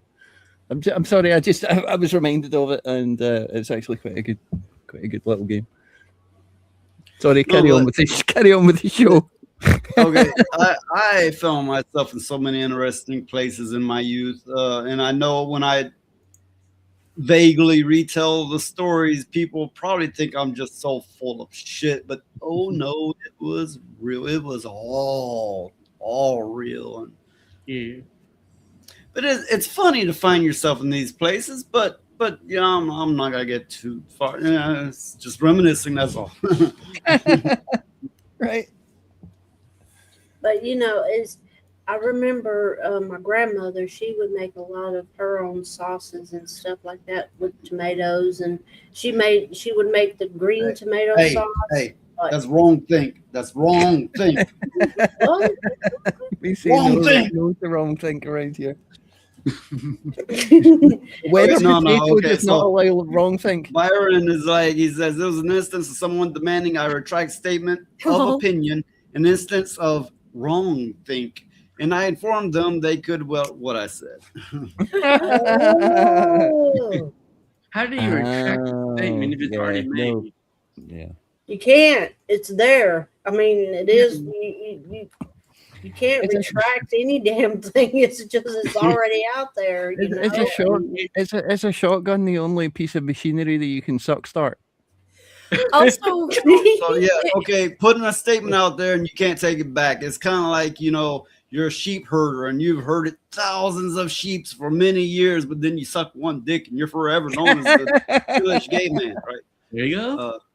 It's also like all statements. If you move past it, you don't have to see it anymore or hear it anymore. True. So, like, why linger on it? True.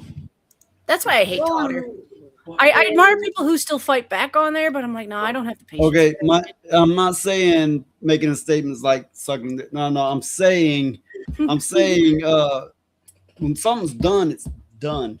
It's done. You can't take back an action that's already been committed. Opinions are like assholes. Everybody's got one, and sometimes people's opinions are not going to match up with each other. So you just move on, I often have difference of opinions, and yes, I like to play the devil's advocate. I like to be contrary. It's in my nature. It's not that I like to. Sometimes I do, but no, it's in my nature, right? And I piss off a lot of people. I'm like, God damn, they're just words. Does it change your opinion? Does it change your mind? Does it change what you know? Then what's the fucking problem? Let it go. Just keep going. Keep going. Why the fuck is like, no, you gotta, no, listen what I say. Like, I mean, I know from time to time I have huge gaping opinions. Yeah, it's real bad. Well, a lot of times, though, what's interesting is you could be so damn pissed off at somebody for their point of view or something, but then you stop a minute and you think about it, and you're going, okay, that actually makes a little bit of sense. Once you get over being pissed off and mad and, all that kind of thing. Well, there's been times I'm usually quite right on topic with things. I'm fairly right on things usually, but not always. There's some times that I come off looking like a damn fool, and then I learn, and yeah, you feel like a fool, but you've learned something. Yeah. So you have to allow yourself to take down your defenses some in order to grow sometimes. Yeah. It's also learning that criticism isn't always meant to be a personal attack. Like, it's the first thing that they try to teach you when you're young. Because, when you're young, you're a little bit more sensitive. I was definitely more sensitive. I don't want to project on anyone else, but sometimes it took a little bit to be like, oh, they weren't meaning that to be mean. They were trying to help me do better next time. Mm-hmm. And when I was young, I was definitely sensitive, but it's not like I'd go off and cry about it. I was like a little animal. I was like, I'll whoop your ass. Yeah. Steven, shut your goddamn mouth.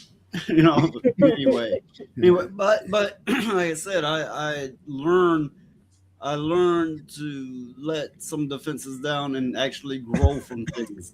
Yeah.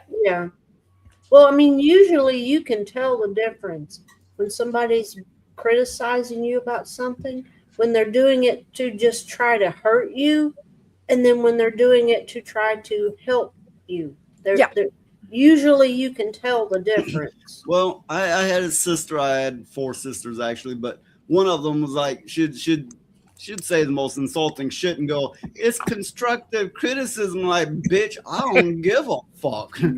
Because there's being factual and then there's being insulting. Yeah. But I don't know. Sometimes people are just asses. It's also sometimes people don't have enough of the words to make their own point, and it doesn't mean that they don't have a point. It just means they need to go back and reword what it is that they're trying to say. If you can't get it out properly, or like for me, I admit I struggle to match sentences. Like if I'm trying to make a point because I've learned something from somebody else, sometimes it's hard for me to match that. So go back, get the source. It's okay to do that. Well, learning how to train dogs, and this is not an insult. It's not really different than you must do with humans. You treat whatever is good. You treat what is working, but you never attack what is not. Yeah. Unless it's a dire situation and you got to put some fear into them. But in most cases, you don't. Yeah. Well, that's like with my little Boston Terrier. Boston Terriers are notorious for doing the bitey face. Well, that shit fucking hurts. And the only way I could get him to stop was I had to spank the shit out of him. And now he don't do that. Well, look, I know trainers might disagree with me, but at least once you have to show your pets that you are the dominant one. Now, I'm not saying mount them. No.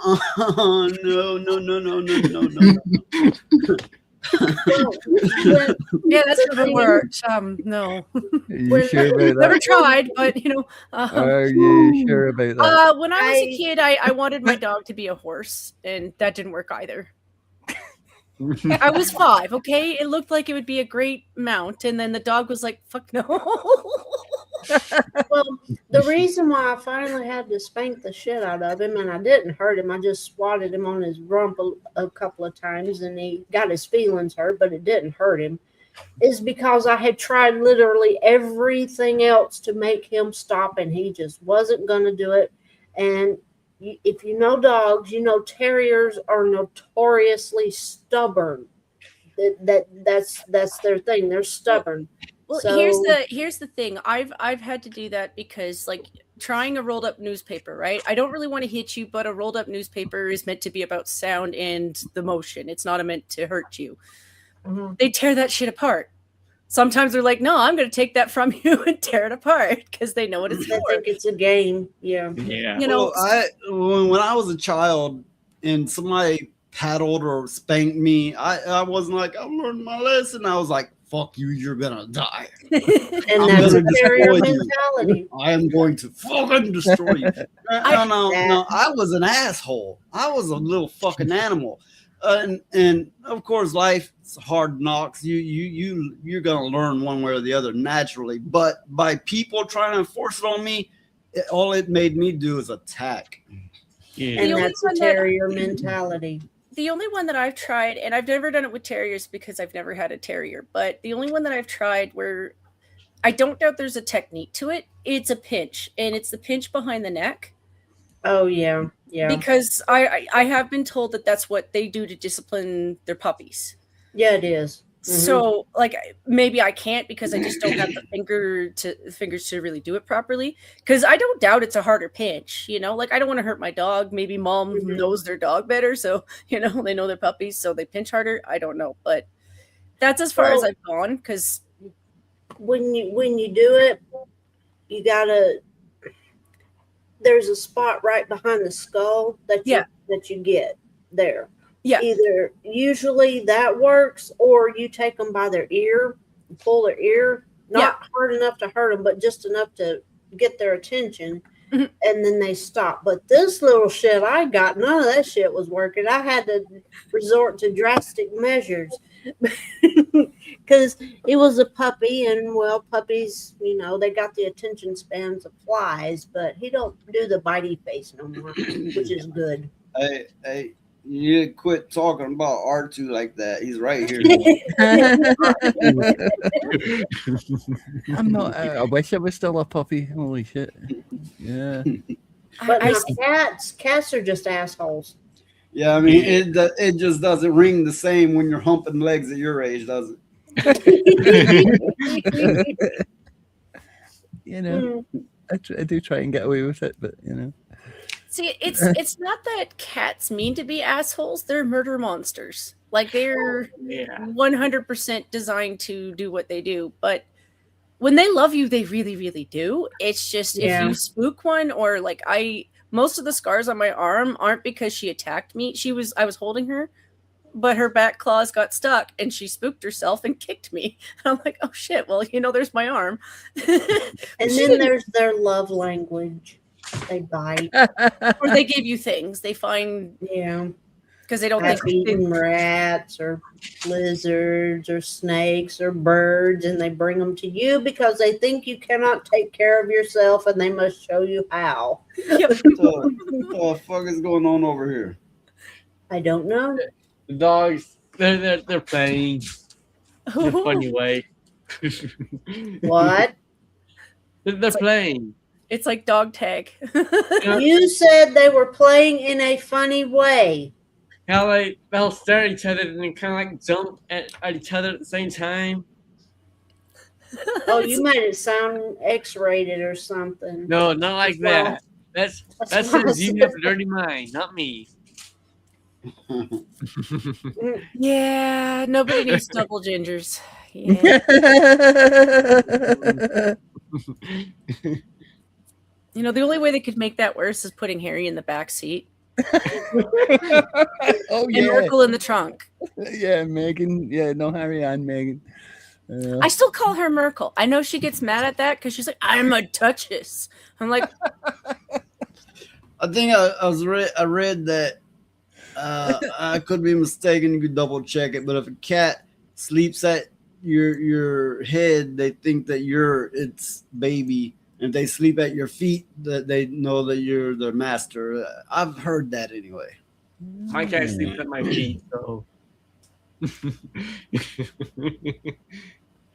Mine used to sleep on my chest, so I figured it was because she wanted to keep me warm. A lot of times cats will do that if they think if you're not well or something, they'll sleep on you to keep you warm. So that's why they do that a lot, is to keep you warm. They want to take your soul. To be fair, that building was really old. Like it was one of those ones where I suspect if I peeled away the paint, there'd be like newspapers.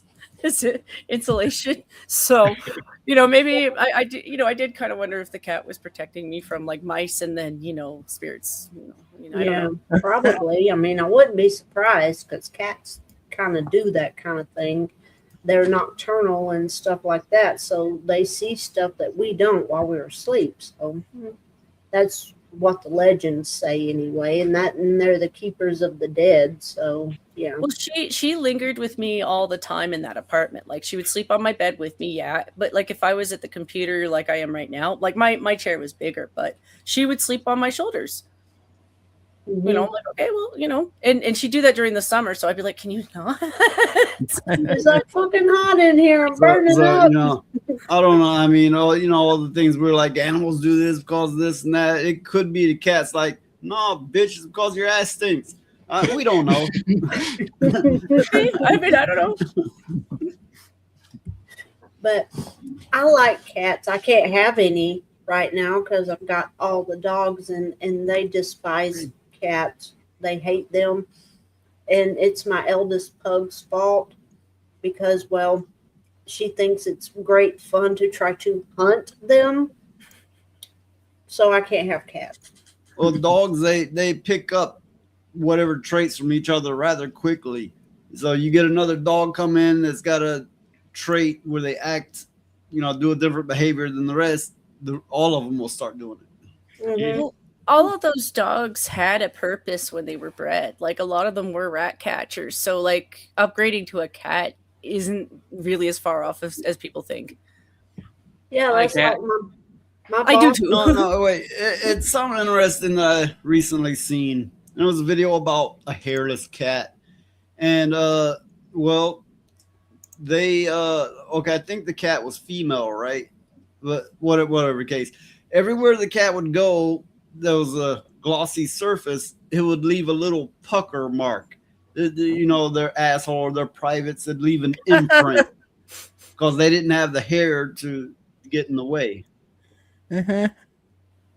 So Ew. little kisses everywhere. Uh-huh. Yeah. Kind of gross. Ew. Ew. No, No. I'd put some pants on it or something. Yeah, that's disgusting. My cat learned my dogs only chase them if they run. So if the dogs ever go after them, they'll just pump them on the nose and let them know that they're supposed to be here. It's the big Russian cat you got to watch out for. Oh, Russian Blue, my favorite kind of cat. They're so gorgeous.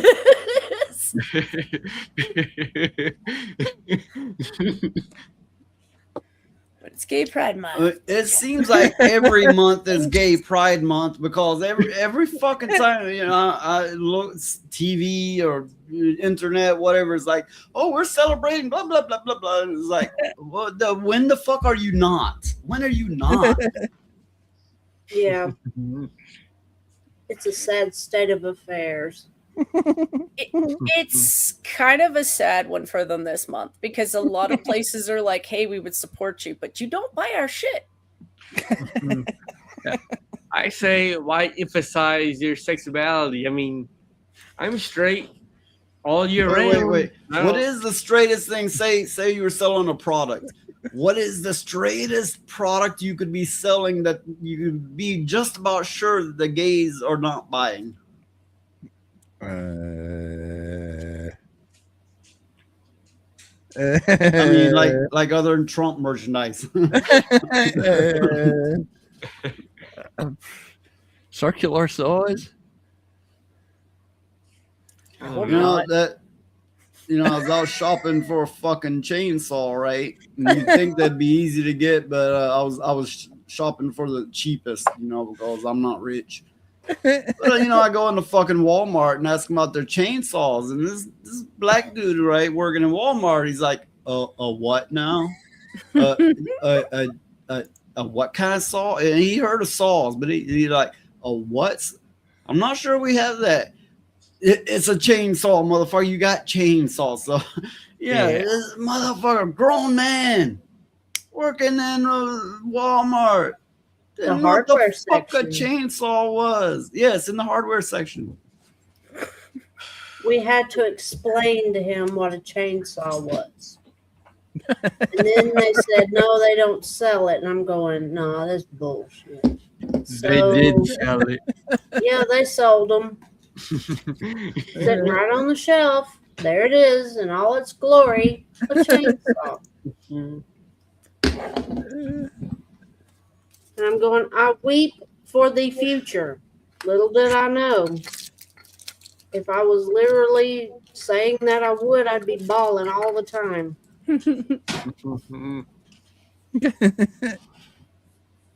Weep for the present because we're here. We're Yeah. in it.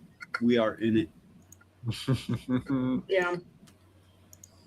But as bleak as it is, I do think there is a little bit of pushback in from all of that, you know. People are finally getting tired of all of that crap. You know. Wouldn't the sticks want to be lower though? What? No, well, she's suffering from stick drift. Okay, so what you do is like you go, where's the power button?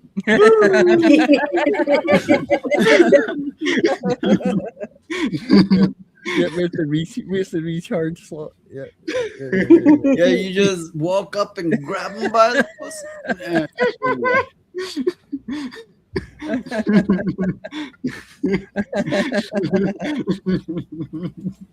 I'm sorry. Look, I've lived in copious amounts of sin in my lifetime. I've lived like a rock star, but I've never just walked up and grabbed a woman like that. I mean, I've been done that way, but I never did nobody that way.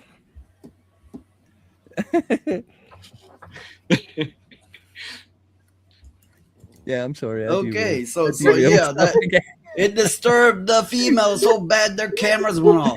Yeah, just having a puff, and then I looked back at it, and just for a second, I was like, you know, if this was somebody's back and they just put 2 balls behind their shirt so that their friend could do that. No, look, you get some women with back fat like that. Yeah. I was giving benefit of the doubt, okay? Wait.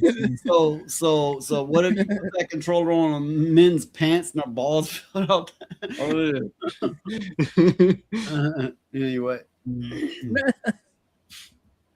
Okay, that's too distracting. That was too distracting. I apologize.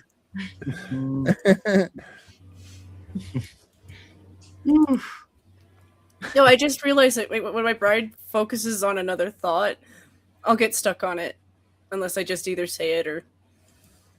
Yeah, I'm the same way. Yeah. Because, I mean, for example, I had it in my mind that I hated my kitchen. And I thought, well, the easiest way to fix that is to paint the cabinets.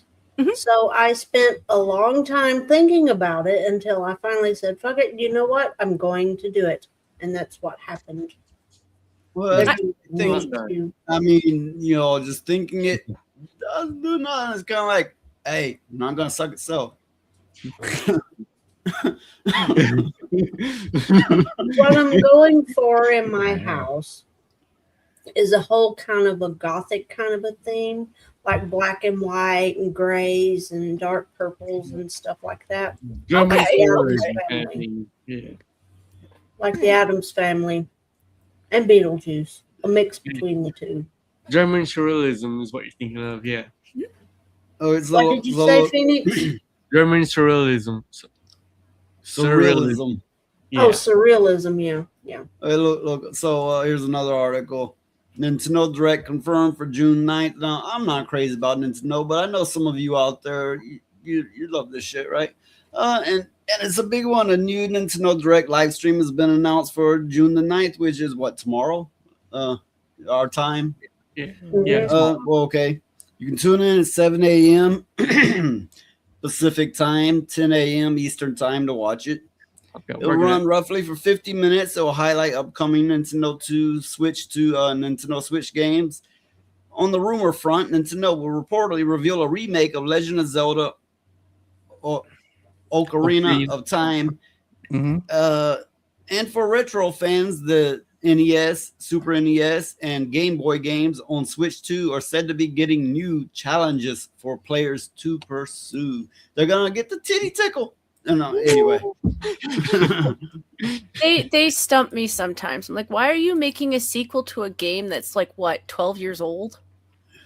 I don't even think I'm right with that. I'm just ranging it because I can't remember. Ocarina of Time is much, much older. Is it older? Okay. Yeah. They've had direct sequel for the direct sequel originally was the Twilight Princess.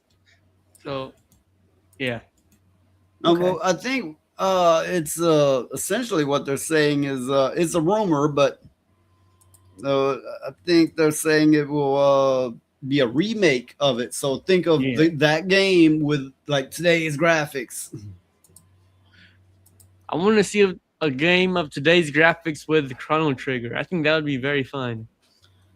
I think I mean it'd be tricky if they went full on how games look today. I think it would ruin the charm of it. I think they'd have to go the art style of Dragon Quest, I think it's called. No. The guy that did Dragon Ball Z. I don't know. He was the original artist for the game, so I think I it'd be don't good. care. No, leave it alone. Leave it Okay, alone. so I can never say it right, but Ocarina, I can never say it right. Ocarina of Time came out originally in 1998. I remember playing it when it came out. Okay, I wasn't sure exactly, but like I thought they'd already kind of remade that already, or maybe it was continuation of it. Okay, but- on the what was it called? I mean, the direct sequel would have been Majora's Mask, but Wait, on the handheld that the Nintendo brought out, what was it called? DS. The DS. DS. Yeah. They did a remake of it on it, but it was roughly the same. But it was a remake and it had some improvements. And but you know, it's due for a remake if they do it justice.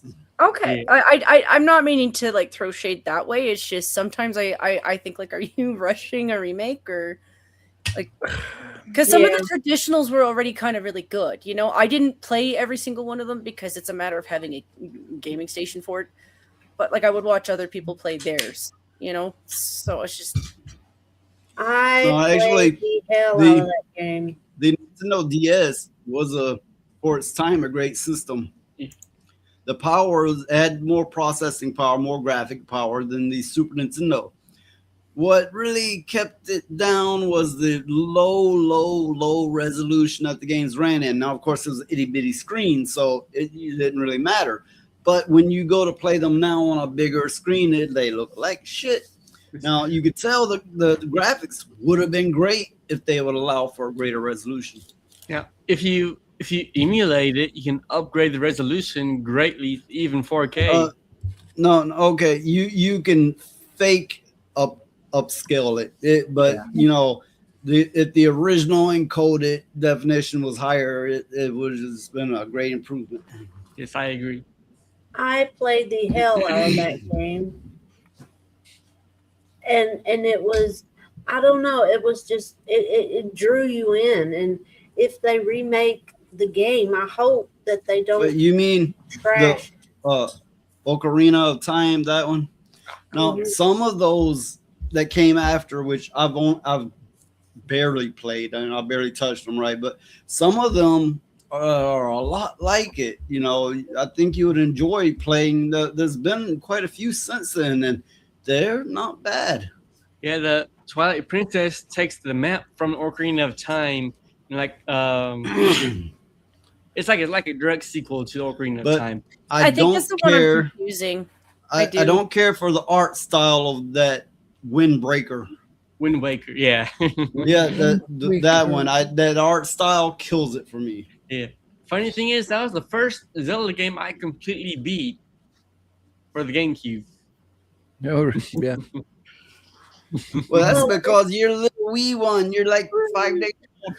The GameCube is such an underrated console. The GameCube had so much power for a Nintendo console at the time. It actually did compete with the other two, you know, because it was competing with the original Xbox and the PlayStation 2. Yeah, I think it had more power than PlayStation 2. Yeah, and it was Wind Waker. Wind Waker was a pretty game. I'm sorry, Noise, I disagree with you. I think the Wind Waker was lovely. I think it was a really nice looking game. It was the art style that I didn't care for. But I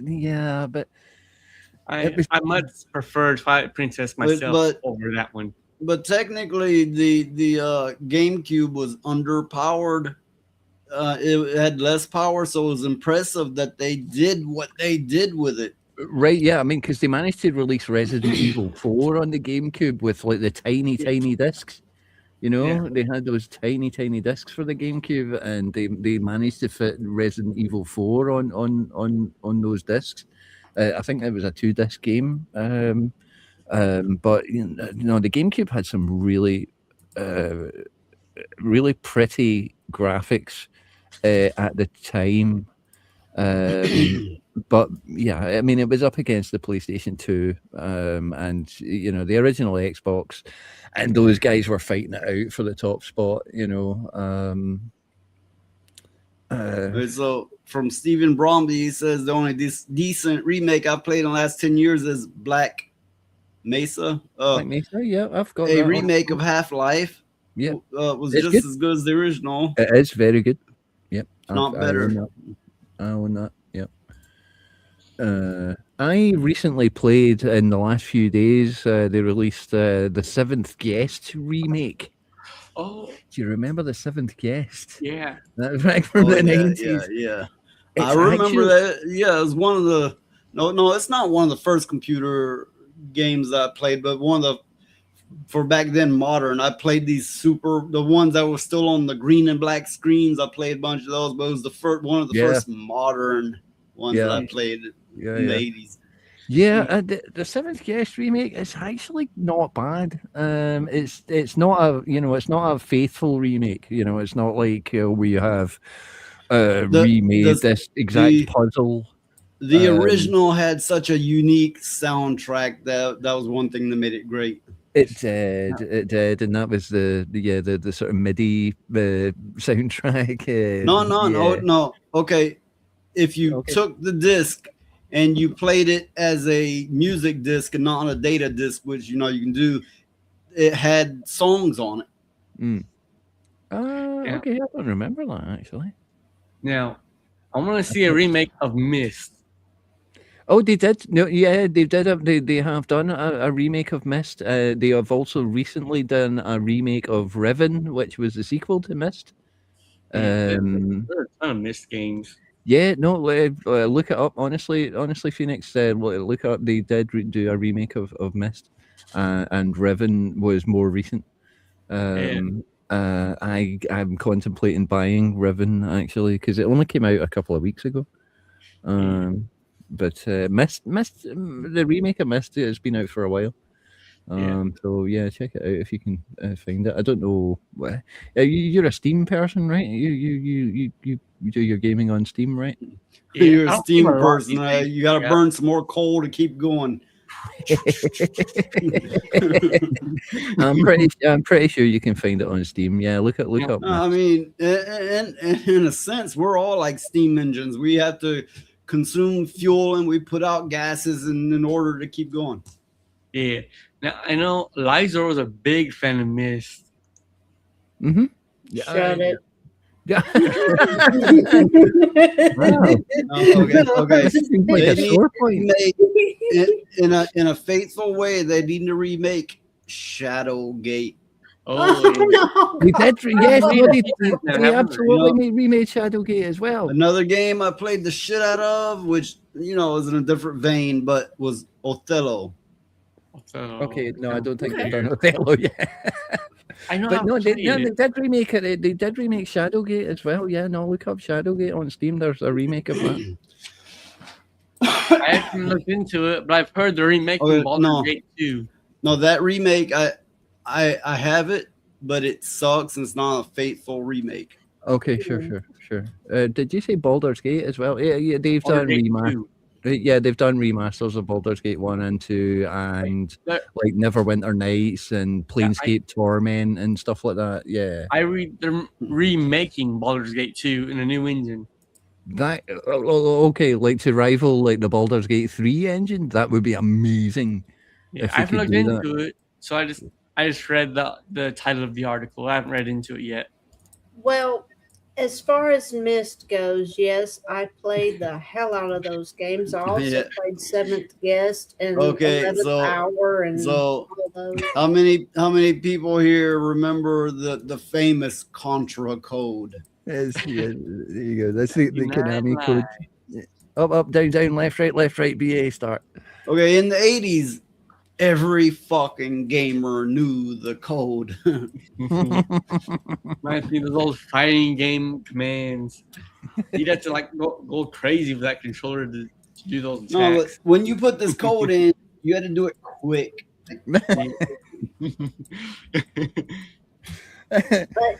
I mean, I'm glad they're remaking those puzzle games like that because, for one, it makes it to where kids kids that get into that kind of stuff, it forces them to use their imagination and their thinking skills, instead of just mindless mayhem all the time. Mindless mayhem is fun. I mean, I'm playing Marvel Heroes right now, and I love it.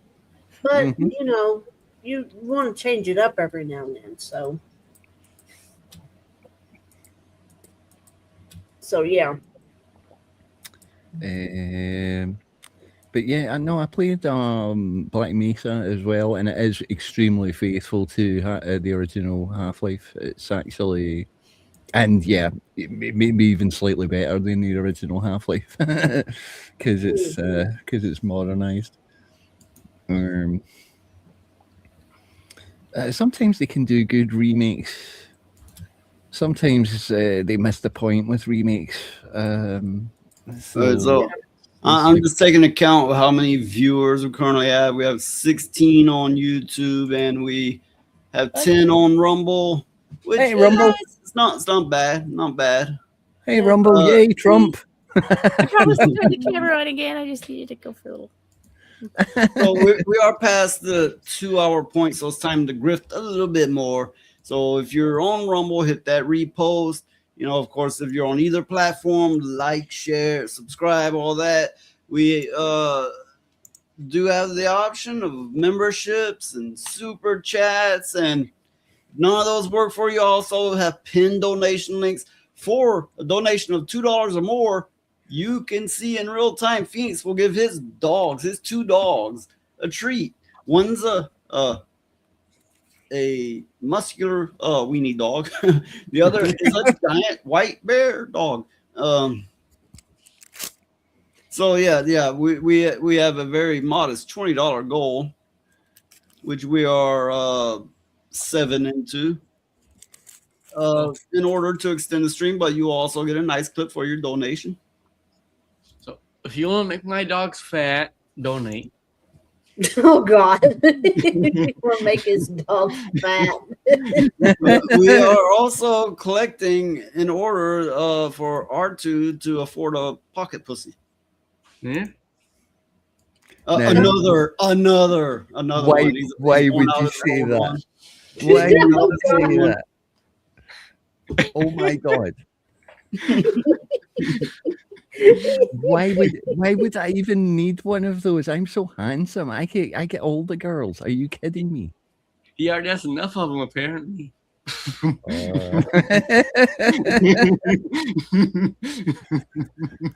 Wow.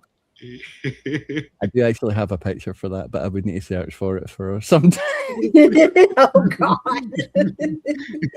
You got a picture for everything. I do have a picture for everything, but honestly, my picture folders have become so unwieldy since I've started doing these streams. It's ridiculous. Yeah, we are also collecting funds in order for Jen to learn how to be less Canadian. Yeah, it's needed. Wow, that's a lot harder. That's much harder.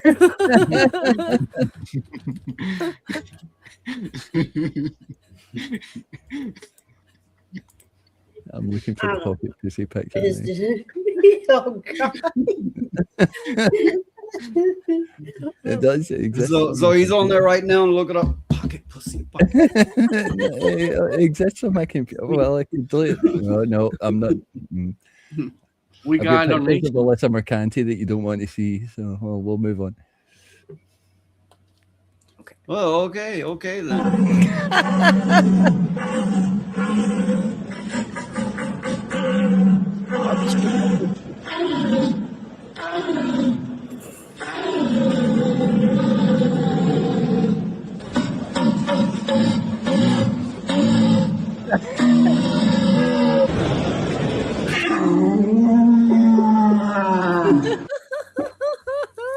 Oh my God!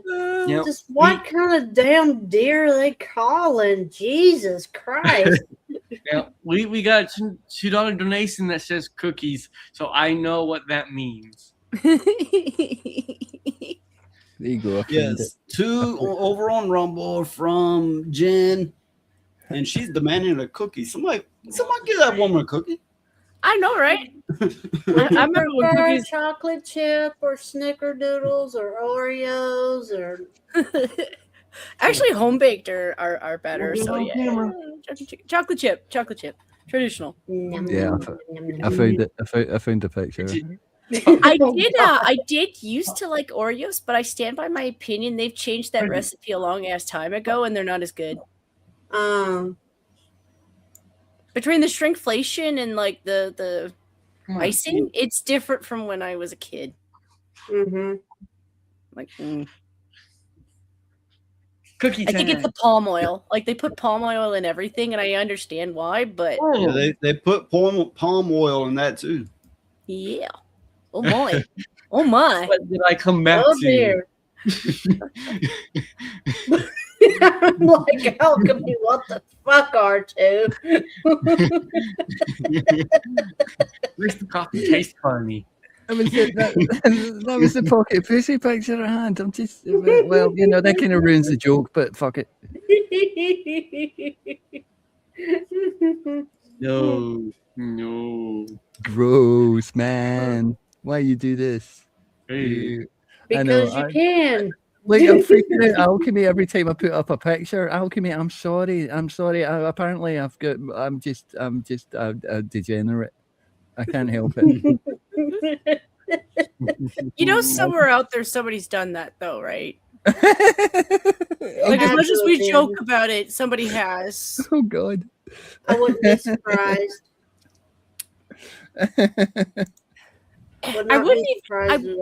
I wouldn't even be surprised if they didn't have mugs where like the lid was shaped like that on purpose, because like people who are into that kind of shit will do it to anything.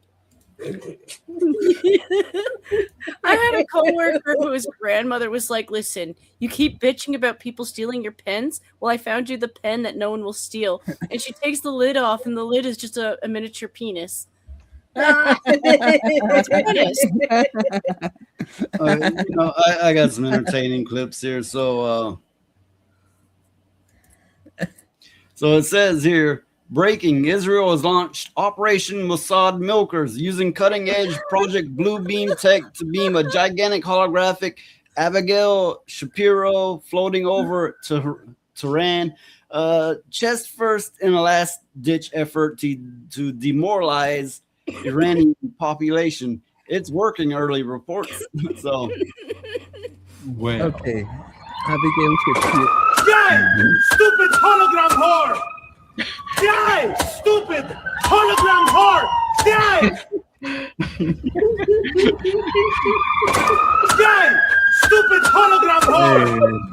Die, stupid hologram whore! Die! You know they would more, right? If it did that. If they had something like that over their city, they wouldn't be starting as many wars. They wouldn't have time. Okay. But you know, for science, I want to. For science, I wouldn't mind seeing that. No, I'd pay money to see it myself. I mean, I'd be curious just how they would pull it off. They do have technology. They can they can project things in the sky like that. Imagine if they just put a straight up fucking strip show, like, you know, hardcore stuff, just beamed all over the fucking nation. They should. They wouldn't have any wars. I mean, I think. In fact, they wouldn't. They would. Look, they have to drop their guns to switch hands, like, you know. Yeah. Hand check.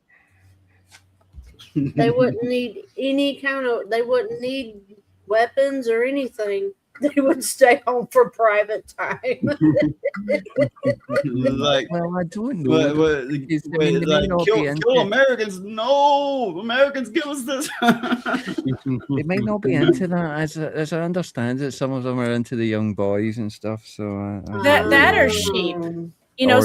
Or the goats or the sheep. Yeah. I don't understand that. How the fuck is somebody naturally evolved to, like, ew, no, girls instead they go for this sick shit. Now, if you're gay, you're gay. I'm not talking about that. I'm talking about how do you evolve to be into the stuff that you absolutely should not be doing. I don't know, and I don't want to know. I just Let's ask Jen specifically. Why would people? Why the fuck? Just don't bring her into this. She didn't have nothing to do with it. I mean, for Hassan, I'm only picking on him because it's funny. But for him, I think it's the type of women who send him nudes. You know, if I saw Taylor Lorenz or Alyssa, and I think he's seen them. I can't prove it, but his reaction to Alyssa was the kind of shock where you've seen too much of a person, and you're like, oh, oh. So Yeah. maybe that's why he went into sheep. He was just like, I've seen too much of women, and I know too much. But on the other hand, the sheep that they keep like posting where they're like, oh, these are sheep. When they present food that they make with that, like, because it's a particular sheep where it's all fat on the butt, it looks disgusting. Like it's so much fat, it's disgusting. So I'm like, I wouldn't. What's the point of that? Well, we all know. That's like when these men are into these women with like these super massive asses. I don't get it. I don't get it. Besides that, I also know pick a skinny one because when they get older, that shit's gonna just everything wrong. Gravity is not your friend. I don't know what's going on there. She kind of came out of nowhere wanting so the murky cunt monster is stalking this goat fucker, and he's like, get away from me, woman. Essentially. I mean, I'll be fair. Like, I don't like Hassan, but I'll be fair. He was nice about it, but like he had this look on his face, like, oh. He did. He let her down easy. He let her down quite easy. Yeah. Okay, if it were me, I would have teased her so she didn't know what to do with herself and then dumped her ass flat. Now that's just me. It's in my nature to be that kind of asshole, but I am. It is. I've seen him do it. I am. You're more honest. At least you're being more honest. Hassan's like, oh, I don't like you, but you're still a useful idiot, you know? So. Yeah. I just don't understand. I don't get it. What the. I just don't. The only thing No. Okay. Sorry. Yep. No. Carry Well, on. no, the only thing I could think of is like, yeah, socialist women might like brainwash themselves into thinking that he's a good choice, but I think a lot of them probably are just gold diggers. Because if you look into their background, like Alyssa, if she didn't have like family and friends to help support her, probably would be on the streets based off of her history online and her job history. Yeah, because she's a shit games journalist. Holy crap! Yeah, fuck yeah. You know, I mean, she's getting by on pussy power. I'm not meaning to throw shade at her, but like, I'm a shit writer. But like, if my mom were to try to read her stuff and she was a corporate secretary, she'd be like, "Where'd you get? Here's the thing. Don't sue me. I'm saying she has basically told the world this stuff. I'm only going by what she herself has said. Do not fucking sue me. It's just my fucking opinion. You know, it's an opinion, but well, if we're going by your words, then it could be fact. But apparently, we can't do that, or you get sued. Anyway, she didn't sue me either. Yeah, because in my opinion, Alyssa McCanty, you are a shit game journalist. That is my opinion. Fuck off. Just get out of stay out of the game journalism business. Fucking, you know, just. She's so frustrating. Well, look. You sue me, it's like, I'm gonna get you for $500,000. Like, what the fuck you think? You think I've got $5? Fuck off! You're not. You're just gonna waste both of our time. That's all the fuck's gonna happen. I got no money. What are you doing? He's got no money. It's the reality of living in. One, she's from a democratic city. I don't actually know where she's from. But my impression is she's from a democratic city, right? So I'm basing this off of Canada, New York. Yeah. So if I base it off of Canada, I don't doubt the little bit that I have online is enough to probably put me on something where, yeah, I am probably less employable, even though I don't think I've done anything wrong other than having conservative type style views. And even then, they're not that hardcore. But just having that up here is probably enough to have people being, well, you know what? Maybe you're less attractive because you're open about your opinions. So if I compare myself to what Alyssa does, and I don't put myself out the way that she does, but that's enough to put She you puts on herself like way out there. Everybody's seeing pictures of her, hoo ha, and yeah, ooh. So it's just like that. So I'm like, you getting another job, yeah, you have to either do it through your friends or your family or people that you're willing to maybe do that kind of stuff for. And I'm not going to accuse her of that. Like, that's not my thing. And I honestly wouldn't give a shit. It's just that's kind of sad for you, Miss Feminist. Okay, so once a woman puts their shit out there for anybody, they're saying it has no value, and it will not have any value to a man from then on. You must treat your shit like it means something, or else it will mean nothing to anyone. Yeah. This is stuff that she's not new to either. Like, I think she's maybe a little bit younger than me, but like, if you're like 38, which I think is the last number I heard for your age, lady, then you've known for like 25 years that everything you put online is going to be seen by employers. That's what I was told. That's why, yeah, I hesitate with some stuff, but at the same time, I've come to the conclusion that my freedom of speech matters a little bit more. Because I'm not saying anything wrong. I'm not saying anything that's that hateful. Maybe I tease people a little bit. But it's not a jail sentence, or it shouldn't be. Yeah. So I think the reason why she's going after people in the community is that she is out of funds and she needs a paycheck. That's all I think, Yeah. Well, she's doing it for clout. Because if your name gets out there, a lot of companies be like, I know that's name associated with wokeism, female power, and hire her. It's for clout. It's to get your name out there, so you're set in that community. Everybody knows the name, so they'll be like, yeah, get them on the team, yeah. So I mean, look at this, Alanah Pearce, same deal, and all she's doing. I don't even think she's getting any real money off of it. I mean, some maybe, but it's mainly for clout. And it's also to be like, ha ha ha, look at him and all of his followers. He's going to look like a fool. And the reason he's not still going on about her is because she basically bankrupted his ass and forced him to shut the fuck up in order to close the case. Now, don't take my word on it. That's how I understand it. So that's calling an opinion.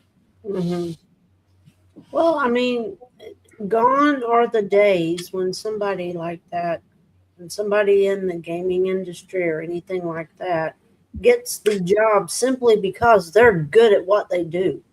Those days are gone. And it's a sad time that we live in, but it is the truth.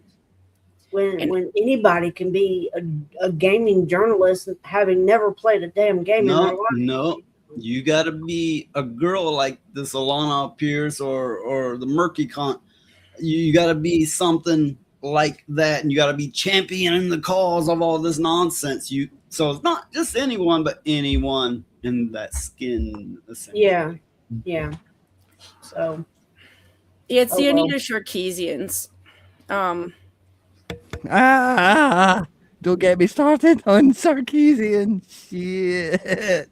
Oh my god! And the other one whose name I forget because I think she. Quinn. She's Yeah, the other one. I hate her a little bit more because of what she did to that guy. Yes. Yeah, and the fact that she Well, was getting great reviews for her fucking I crappy think game she by got sleeping with people. possibly got the job because of her ability to dislocate her jaw. I don't know. I'm Oh, just I've got trying to pictures of that. imagine what reason. That's I got pictures of that. It pisses me off because, like, I'm not saying this to be pro-feminist. It's just that there are some women where they've actually made really good games. I'm going to stereotype a bit because most of them were Japanese, but they did it. You know, so it is possible. It's just a lot of these women want somebody else to make it, and then they might do a part of it, like maybe some of the art or something. And I'm like, if you want to make something, go out and do it. And if you can't, then don't. I don't know what to tell you. I'm gonna give you a visual demonstration of how they got the jobs they did.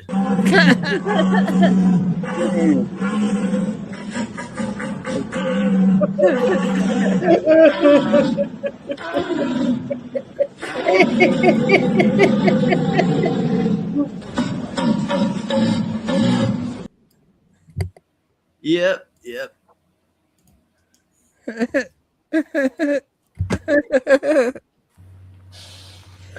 I mean, nobody is saying that women can't be game developers or anything like that, but to do it and to say you developed a game or whatever, and you had very little to do with it, that's cheating.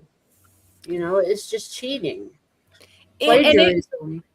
And if you did have something to do with it, but it's the stuff that sucks, and people can tie that to you, then that's you. You know, like that should be tied to your name. And I don't care if you have titties. Nobody hates you because you have titties. They hate you because you failed and you're not owning up to it. Yeah. Or like, you know, learning from it. What's going on with Archie's picture there? Yeah.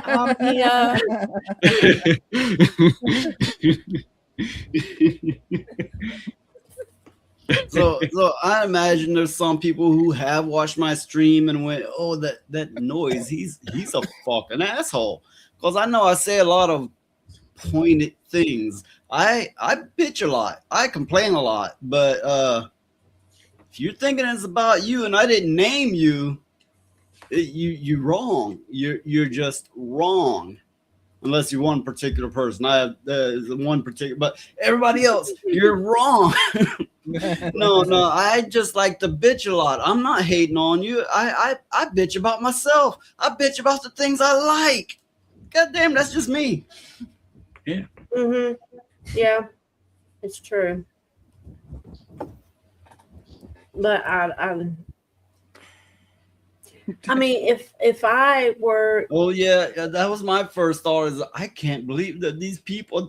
How the fuck anybody sitting through this shit? How it should be just people fucking literally dying from laughter. Yeah. I bet they went backstage and died laughing. I bet they did. They had to. Yeah, the backstage. It reminds me of the time I went to church, and I'm not a church person. I was going for some reason, necessity. And the preacher started talking about let Jesus reach around you and fill you with his warmth. And I was like, I started busting out laughing there in church, like just trying to cover it. And people probably thought I was nuts. And I'm like, this motherfucker telling Jesus to give you a reach around and fill you up from the back. And what the fuck? And I was thinking. At first, I let it go. I was like, yeah, it sounds a little sexual. Then he said some more shit and some more shit. I'm like, that's it. That's it. I couldn't contain it anymore. Stephen had a question for you, Noise. So it's good and healthy thing to be an asshole. Then Noise, 1 second, gonna write that down. It's very cathartic, therapeutic. Yeah, absolutely. I mean, just not do it in a way that is not direct, that you're not actually affecting people, Just try to be not that kind of asshole. Yeah, it's very honest.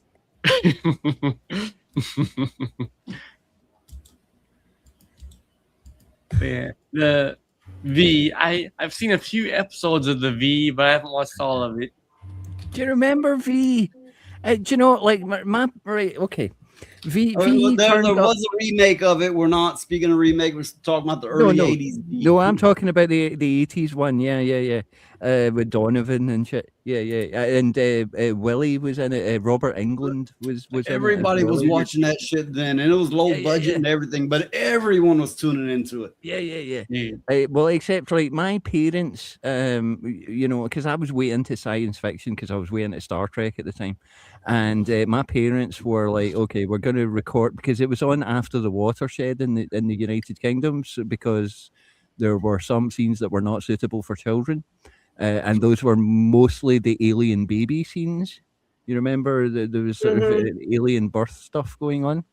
Yeah. And so my parents recorded V for me on VHS, but they paused it. They paused it when there was the weird fucking alien baby shit going on. And but other than that, I was able to watch the original V series. And it was amazing. Okay, so fucking so good. if R2's parents hadn't sheltered him so heavily, he wouldn't need to buy another pocket pussy now. Well, you know, this is it. I mean, the early '80s. You know, I mean, I was okay. I was only born in '73, so I don't know when V was shown, 86 or something like that. I would only have been about. Seems like it was earlier than that.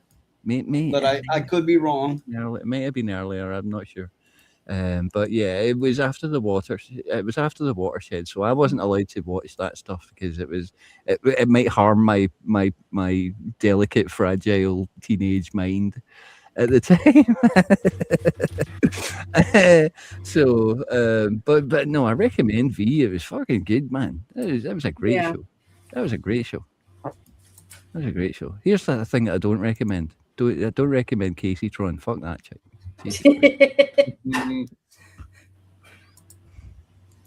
Oh no. Alchemy said, so what happened to your brain? Beavis and Butthead happened to mine. Yeah, that happened to mine as well. Yeah, Beavis and Butthead. Cool. No, I used to be more high-minded. I used to talk more intellectually, but I purposely dumbed myself down for years because I was incredibly unrelatable. Now you can ask Elijah about it. She's known me for I don't know, going on 3 decades or something. Long time. When was Beavis and Butthead though? It's the 90s, isn't it? That's yeah, it was the 90s. Yeah. Yeah, it's MTV and shit. Yeah. Yeah.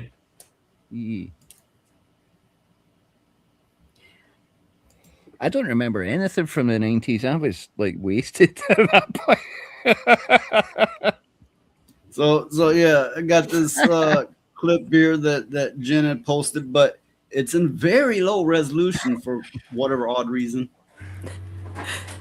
It was just the shortest one I could find. In the butthole of every sodomite's butthole will get cancer in the butthole. It'll burn and burn and burn. They won't be able to sit down because of the burning in their butthole. He can't sit down. He's got a burning in his butthole. He's got a flame coming out of his butthole. He's got a flame coming out of your butthole. You hear that, all you dandies out there? You're gonna have a burning in your butthole. So just so you know, that clip comes from like a 9-minute video of him talking about it for 9 minutes. Talking about Jesus Christ. 9 minutes?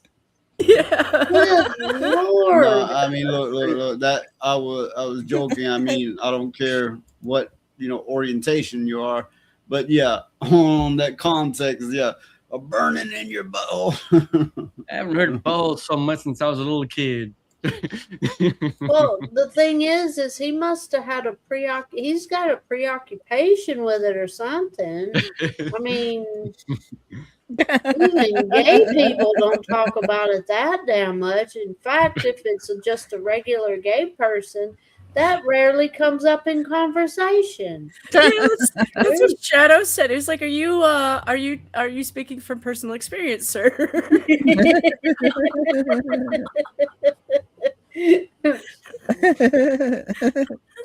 Oh my goodness. Well, it's not unlike this clip that I have here. All the young girls who want to make life with pussy, your pussy will perish with you in hell. May your pussy perish with you. May your smooth pussy, creamy pussy, and tight pussy perish. Ew. These people are legitimately fucking degenerates, man. Okay, That's so we fucking got it. one black dude going, you take it in the ass, your butthole gonna burn, you won't be able to sit down. You got another black preacher going, that pussy, don't touch that pussy. Anyway. Yeah. Yeah. I don't have I wouldn't be going to that church. Me either. It's like, man, you got issues. You got issues that you need to deal with, and there is no help for you here. You need professional mental assistance. No. Smash JT disapproves. Also, R2 disapproves. I disapprove. I mean, Also, Elijah disapproves. Look, I'm sure at least some of these more well-known YouTubers at some point have watched my show, and they most definitely disapprove because they come back.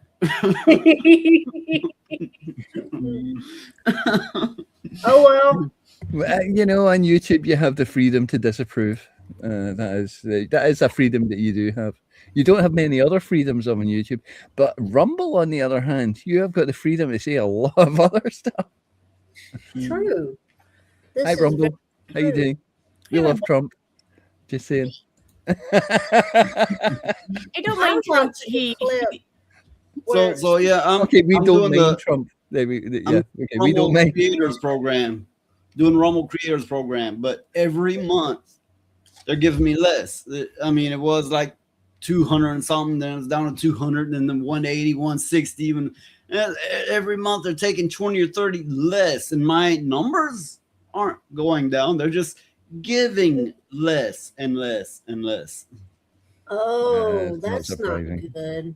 It's not surprising. It's like my mobile phone carrier charging me more and more every month when I agreed to a specific amount, and they just charge me more and more every month. And it's like, okay, that's totally fair. So hey, Rumble people, hey, you Rumble people. I had thrown around the idea of doing Rumble exclusive, but not if you motherfuckers are gonna keep ripping me off like that. Well, you can't. Yeah, I don't blame you. It's like, okay, you started out getting a certain amount, and now it's less, and there's no explanation why or anything. So, no, not doing Rumble exclusive. Why? So you can at get this less. point. It's about $100 difference from when it started, and my numbers are not lower than they were then. That doesn't make any sense. I mean, especially since they didn't give you any kind of explanation or anything. So, what's going on there? It doesn't make any sense. Well, let's see. That's why Hypnotic has never really put his basket in Rumble. Like, it's not that he doesn't mind the more free speech for people in chat and stuff, but like, he gets enough views that you would think that they would pay him consistently, but they've kind of bunked him over since day one. And I'm like, so if that guy can't get help from you, what about the littler guys? Okay, yeah. I mean, you may be ultimately more well supported with YouTube, but YouTube is bipolar. YouTube's like having a bipolar, irregular period girlfriend, and her period comes every other day. And she's bipolar, and she's all for medication. So he said, "What's going on with Rumble?" There is powerful niggardry at work here. Yep.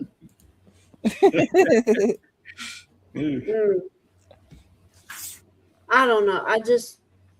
A lot of these platforms like Rumble and YouTube, they all have their messed up clauses and things in their contracts and stuff like that. Well, okay, YouTube isn't paying me shit. In fact, I didn't get enough money for a payout last month. There at the beginning of the year, I didn't get enough for a payout for 3 or 4 months. Yeah. But at least Rumble is giving me money for the creators program, even if it's diminishing results. Yeah. At least it's something. Yeah.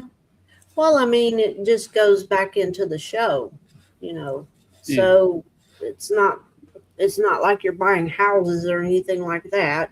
So Oh no, actually, for whatever money I've gotten off of Rumble and YouTube, it's not enough to cover like the StreamYard and the thumbnail editing software and all this stuff I gotta get together to put all this together. Mm-hmm. It's not enough to cover it. So I'm doing this at a loss, but I'm still doing it because I've come to appreciate doing this, the talks we have, the insights from the chat and all this. Mm-hmm. It's a way that we can stay connected with people all over the world. But the donations do help make the impact a little less. All this that I have to do to make this possible, it takes a little bit of the pain off of it.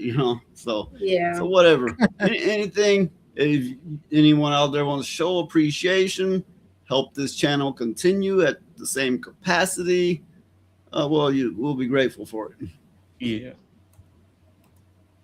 But yeah, I mean, it goes a long way to keep things going and stuff. And it's like, yeah, people like what we're doing, so why not? It's appreciated. Honestly, at this Yeah. stage, I'm just kind of lucky to still be allowed on any kind of internet outlet, given the way my government is going, and they're trying to censor social media, and social media is going to include things like YouTube and Rumble, probably, as well as Facebook and TikTok and all these things. Our government has gone completely power crazy. We have a 5 from R2 Lead to while he exposes his bare breasts. Boobas! He wants boobas. R2 says boobas. R2 says boobas quite a lot, actually. Okay, well, first of all, me and the bot, thank you for the super chat. Yeah, thanks. Thank you for your number. Yeah, you're very welcome, Botrix. Yeah. That damn bot. I was like, what in the hell?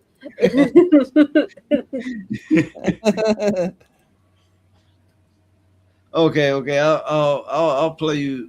This one's my favorite one.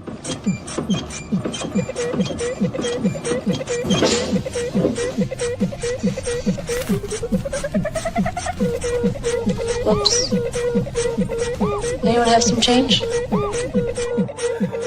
God damn, I love that ad. Okay. April O'Neil and Kelly LeBrock from Weird Science. You've got to appreciate it. I don't need the name recognition. I'm just, it's like, I don't give a fuck about your name. That's not what I'm looking at. I'm just doing off. I know the reference. R2 has great boobas. I'm not allowed to show them on YouTube, Stephen. Okay, so, look, I'll throw another one. This is more of a classic here. Hey boy, drop them pants. Got one dirty dance. Don't use your polite face. Get down to my taste. Eat my crap from the back. lick it deeper, don't hold back. I want you lower on your knees. Come on, baby, say please. Bent over, skirt up high. Spread my thighs on my. Don't waste no time, babe. Eat that treat, behave, eat my crap from the back. Lick it deep. The first one is still my favorite. She's my favorite out of all of them.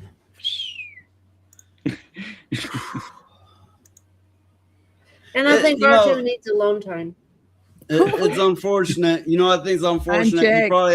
You probably have some fucking 90-year-olds out there going, God damn. I mean, here's the thing. Your fucking sex drive should just go the fuck off when you hit a certain age, because it's not like you're gonna be getting any girls like that. What?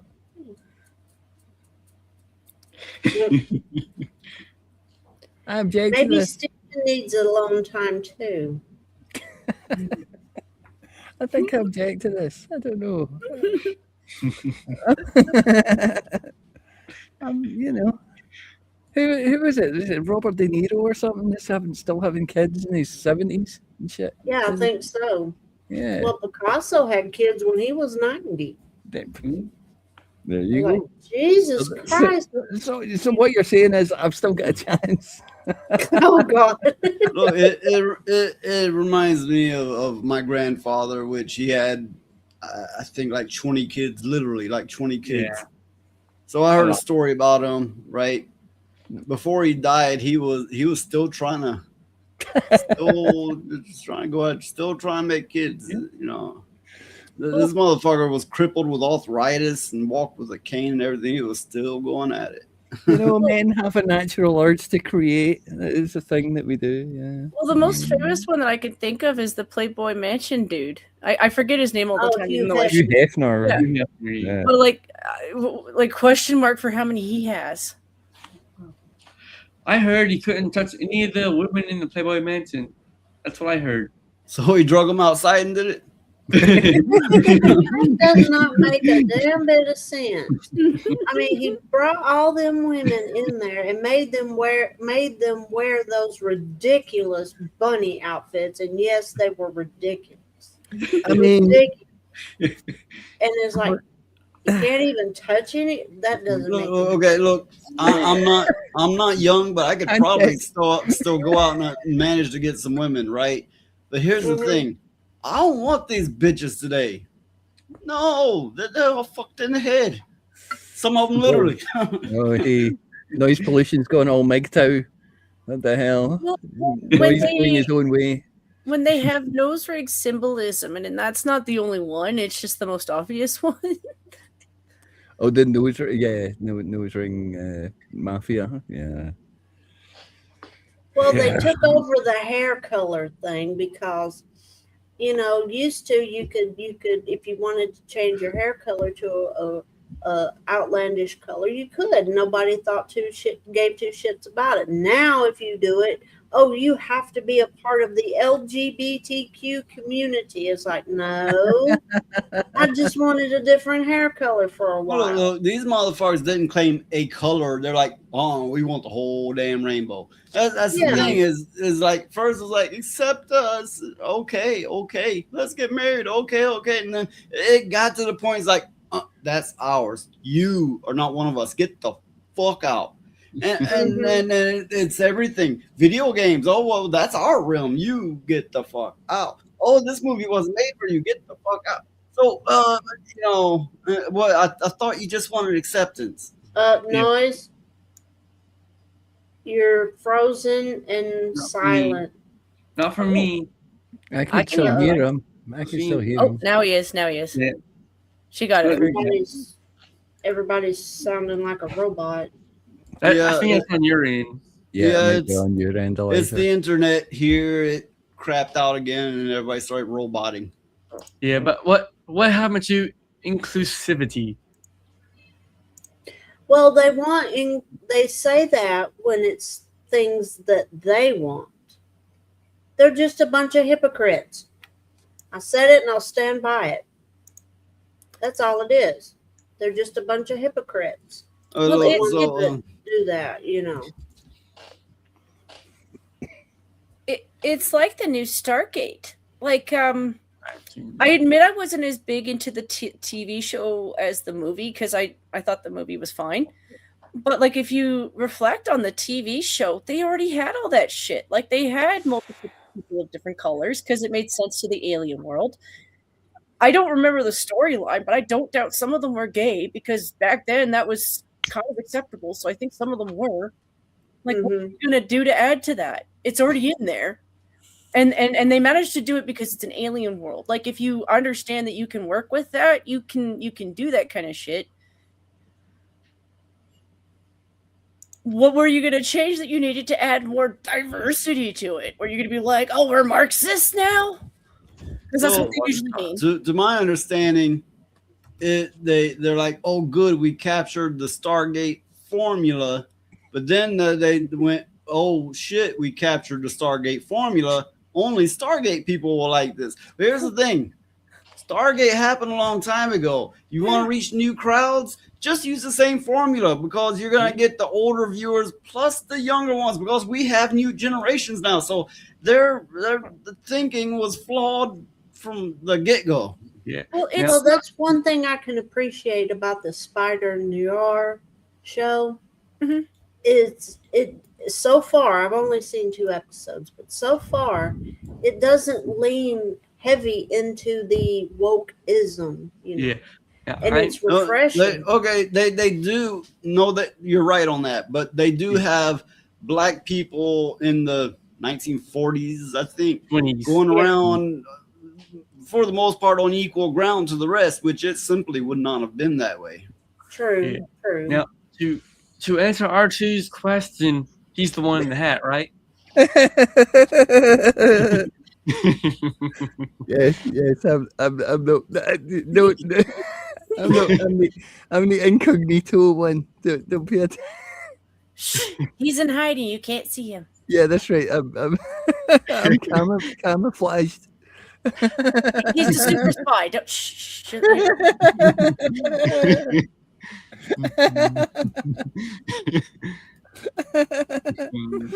Honestly, my bandmates kind of hated me. Honestly, at the time.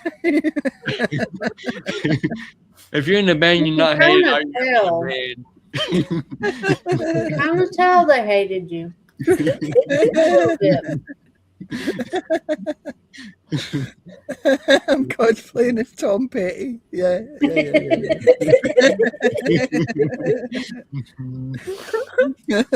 Oh, because I wouldn't back down.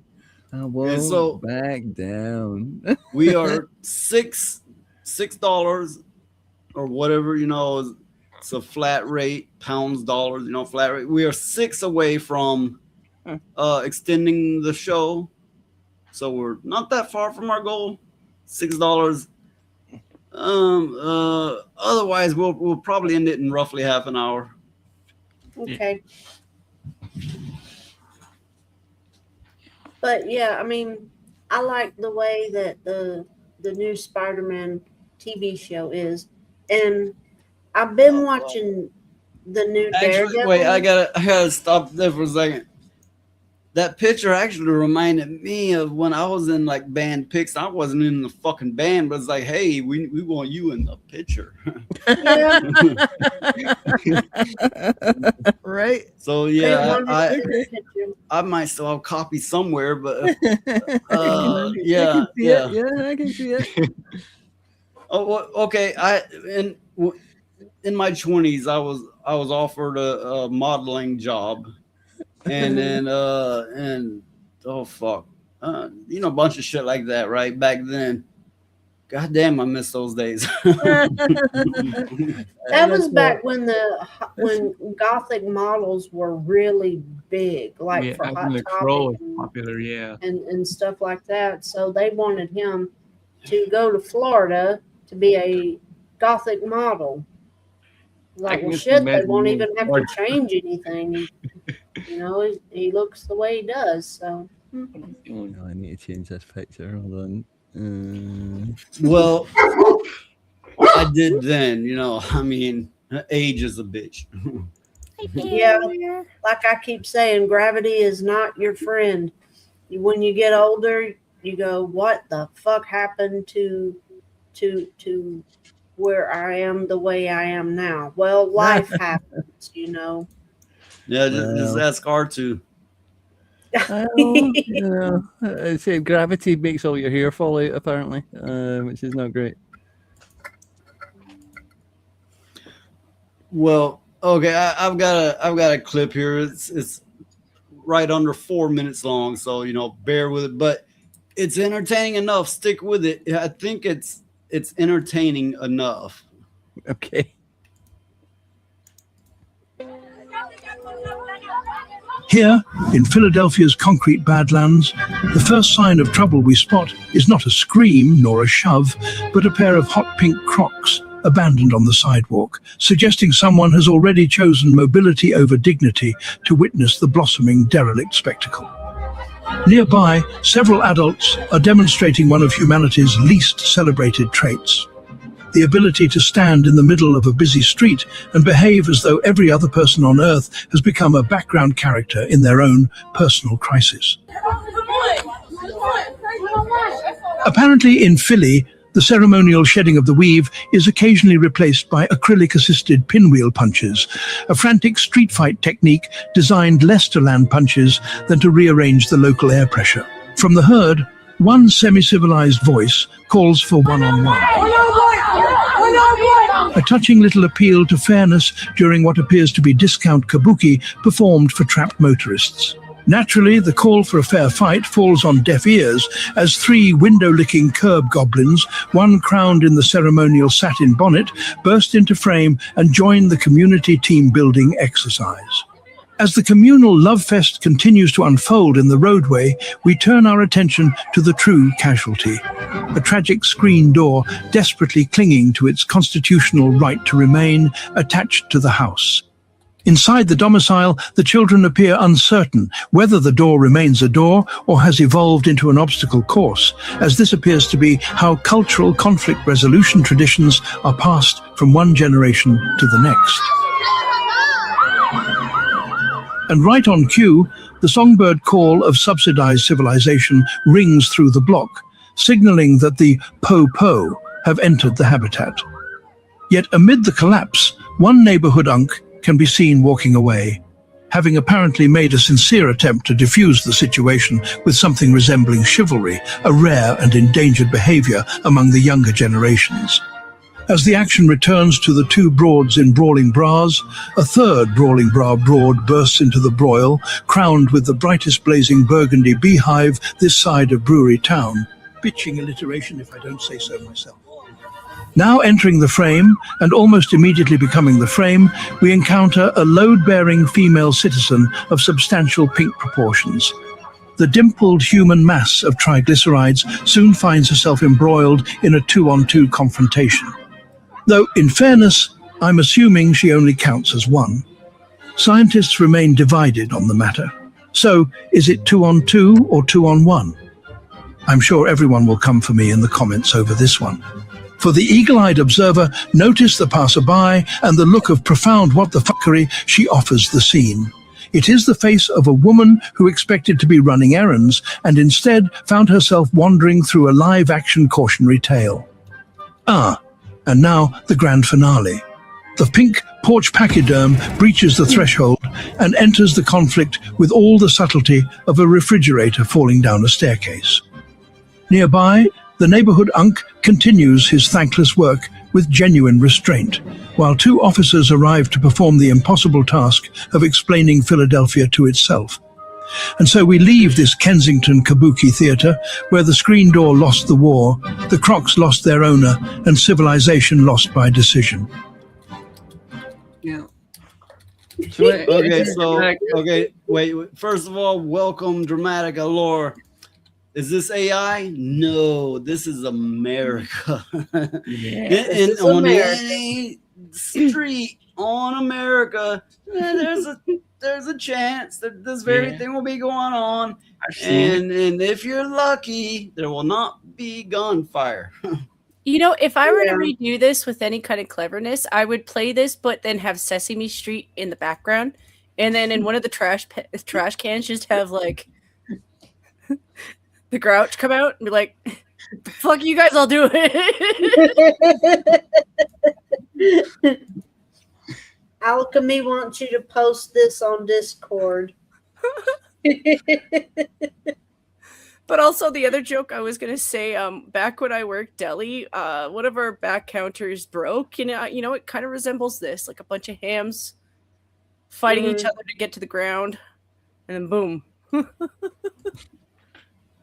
I don't see how that woman in the pink survived the outdoors. I mean, good Lord. Yeah, I posted it in the general noise. Yeah. Because, I mean, she looked like she was 2 hamburgers short of having a heart attack. But yeah, I know a lot of people outside of America aren't used to this kind of thing, but this is very quite common here. And if you see it, that they will try to pull you in. They might start jumping you. Yeah. That's why you keep your fucking distance from these kind of people. Yeah, it's not Yeah. and I know a lot of people say it's just the poor areas. It's also the middle class. I can't say for the rich areas. I've never been there, but definitely middle class as well. Yeah. Oh, yeah. And you just kind of, you got to keep your distance. Don't look, don't And okay, give them any attention and I keep want going. to be fair and unbiased. White people do it too, but not as often. Fair enough. Yes. Yeah. Stephen. SeaWorld. Free Willy, yeah. Shamu. I just can't see that. Like, they couldn't launch themselves out of the ocean like that. I know. I say Free Willy, and I'm like, wait, you got to be kind of old to get that reference these days, you know. But you know, the mechanics to launch them out of the ocean to mimic it would be funny. It would be funny, yeah. Yeah, I think I'm gonna But hop yeah, off of here. I'm getting pretty tired. I'm gonna hop off here and get some rest. So Well, you got to work tomorrow, right, Phoenix? yeah. But Oh, wait, okay. last chance. If anyone wants to donate for him to give his dogs a treat, this is your chance. This is your last chance. Because if you don't do it, he's gonna put those dogs down. Bridget! The look on her Run, face. Bridget. Wait, what? Hi, Bridget. She doesn't expect a thing. Hello. Hi. She does too. You see the side eye she's giving you? Bridget. Hi. Come on, people, save these dogs. You can do it. Only you can prevent. Anyway.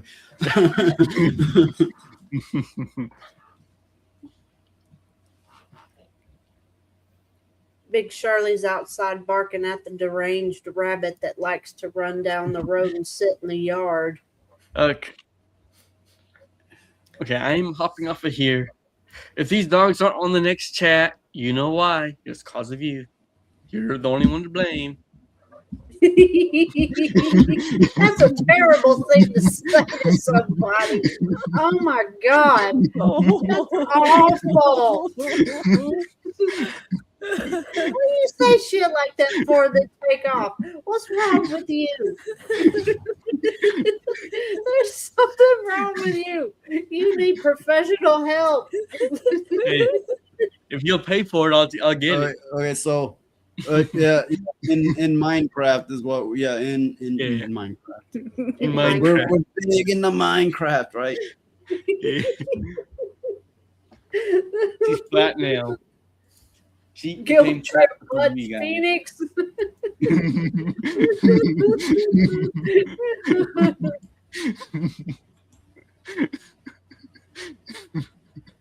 Good Lord.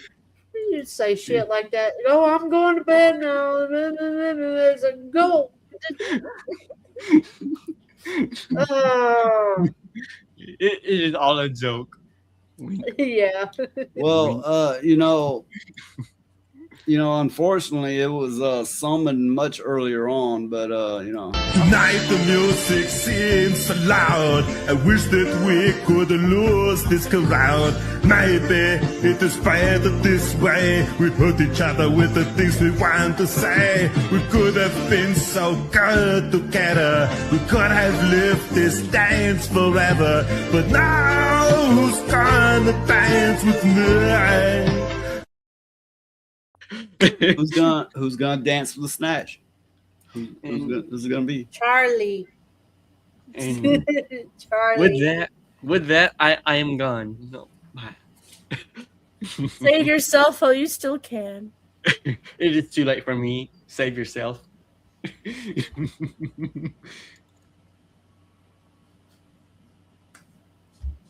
The one thing his dogs have in common with my parents' lab is he dictates bedtime too, to a certain degree. Like sits there and like time. Oh yeah. Yeah. Time. I don't mind, it's them looking out for you, Is what's funny is when they know they want to go to bed and their eyes are looking like this, they make them do that on purpose, where you see the pink part of the inner eyelids and shit, and they're looking at you like this. It's like, you can go to bed anytime you get ready. Welcome to Week Hero. But I was just I've been seeing they're making a new Scooby-Doo movie. Get this. They're all gonna be white, and they're using a real dog.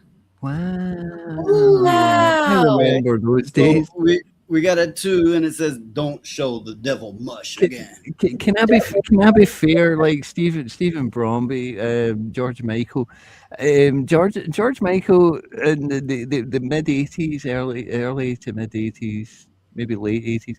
The auto tune didn't exist yet, so that guy was actually singing. True, yeah, he was actually singing. So to be fair to George Michael, he was gay as the day is long, but he could still sing. So to be fair, I didn't dislike him. I thought he was okay. So yes, that too keeps the devil mush away, but it also gets you this. Come on now, Boobas.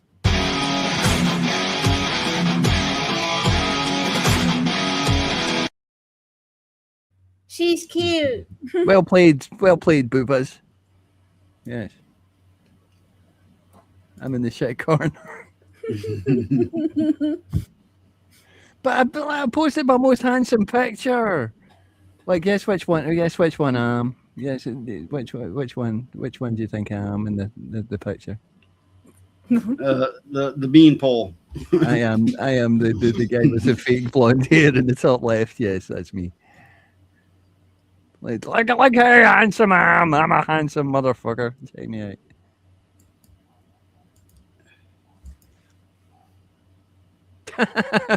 Okay. The one in black. The one in black.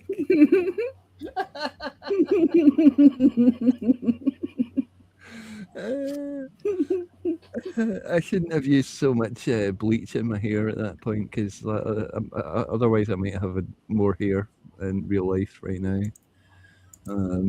So we are now 4 away from the goal. Otherwise, we got about 28 more minutes of the stream, roughly. Yeah, the black person. That's yep, that's right. Didn't you see how much diversity there was in that picture? Well, you could be the new Snape in the sequel. But I mean, okay, how you know if a black person is in a picture if they don't have their eyes open? Wait, now I need to check the picture to check there wasn't a black person in that picture. Are you kidding me? What the fuck? That depends. Are they smiling or grimacing at me? Should I be scared or? You're like, okay. Oh, no, there could be a black picture at the top and So that's probably what some men think when they get, a lady of the night and they get a peek, and is it grimacing at me or smiling? Well, if all you can see her teeth, is it like Is that a happy teeth look or is that an angry teeth look? Basically, that band that I was in at the time, five white guys, that's basically fucking illegal now in the UK. You're not allowed that. You've got to have like at least one black person and a Sikh. Yeah. That's tokenism. I mean, you say that, but this is Keir Starmer's Britain, and he is an anchor. Yeah, he is. Okay, so check this out. Would you play this if it were a game? Sorry, only halal available now. Oh, Jesus Christ.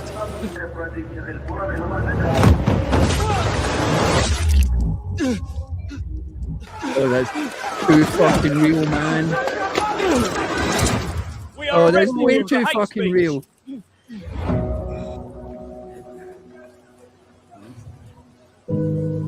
UK simulator.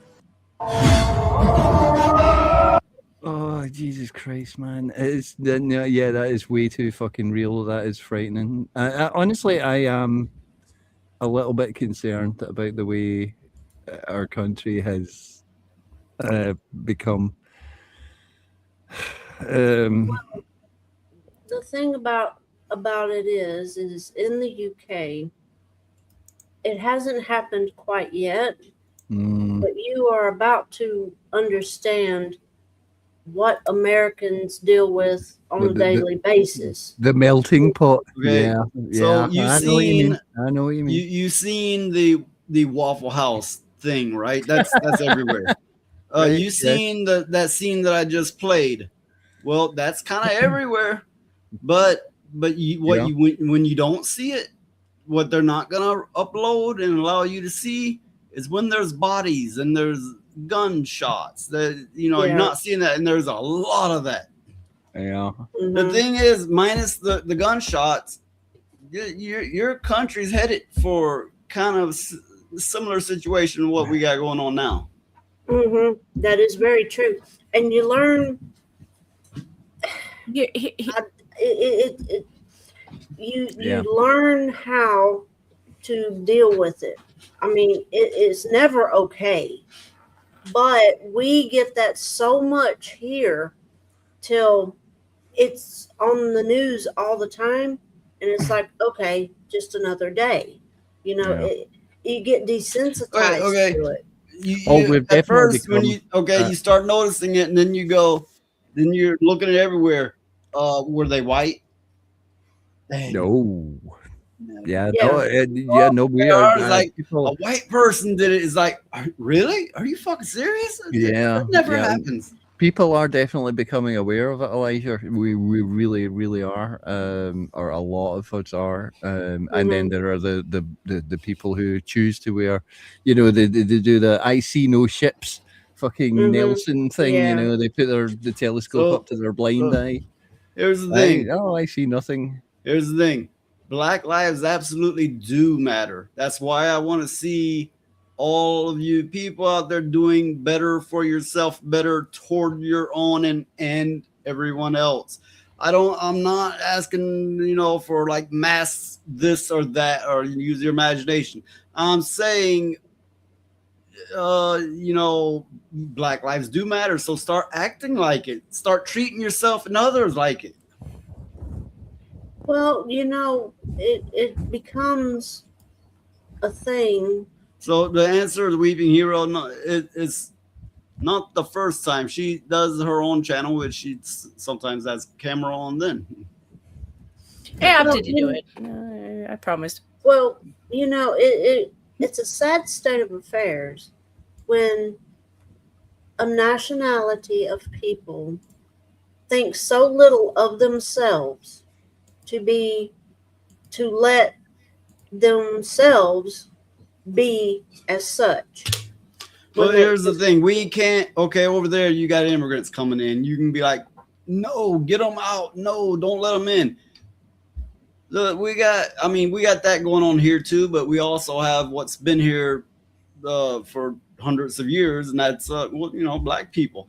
And the thing is, you can't be like, get them out and don't let them in because they've been here. Only their behavior has come to an all-time peak fuck up, whatever, disaster.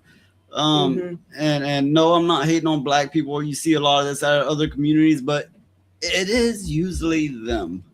And no, I do have friends that are black. I'm not like, oh, down with no, it's not about race. It's about reality. We've got to a stage in the UK where the police, and I'm showing my face here while I'm saying this, which is probably a fucking dumb move.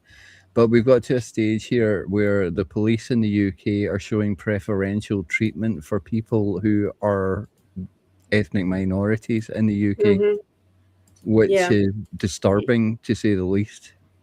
Here, they're often afraid to arrest black person because they have these organizations that will take up the case, and and then the officer or chief, they'll get crucified, so to speak, for it.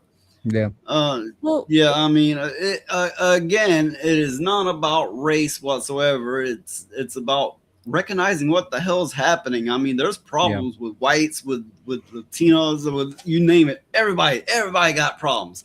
Yeah. But there just happens to be more black people in the world than any other type. And yes, Black lives do matter.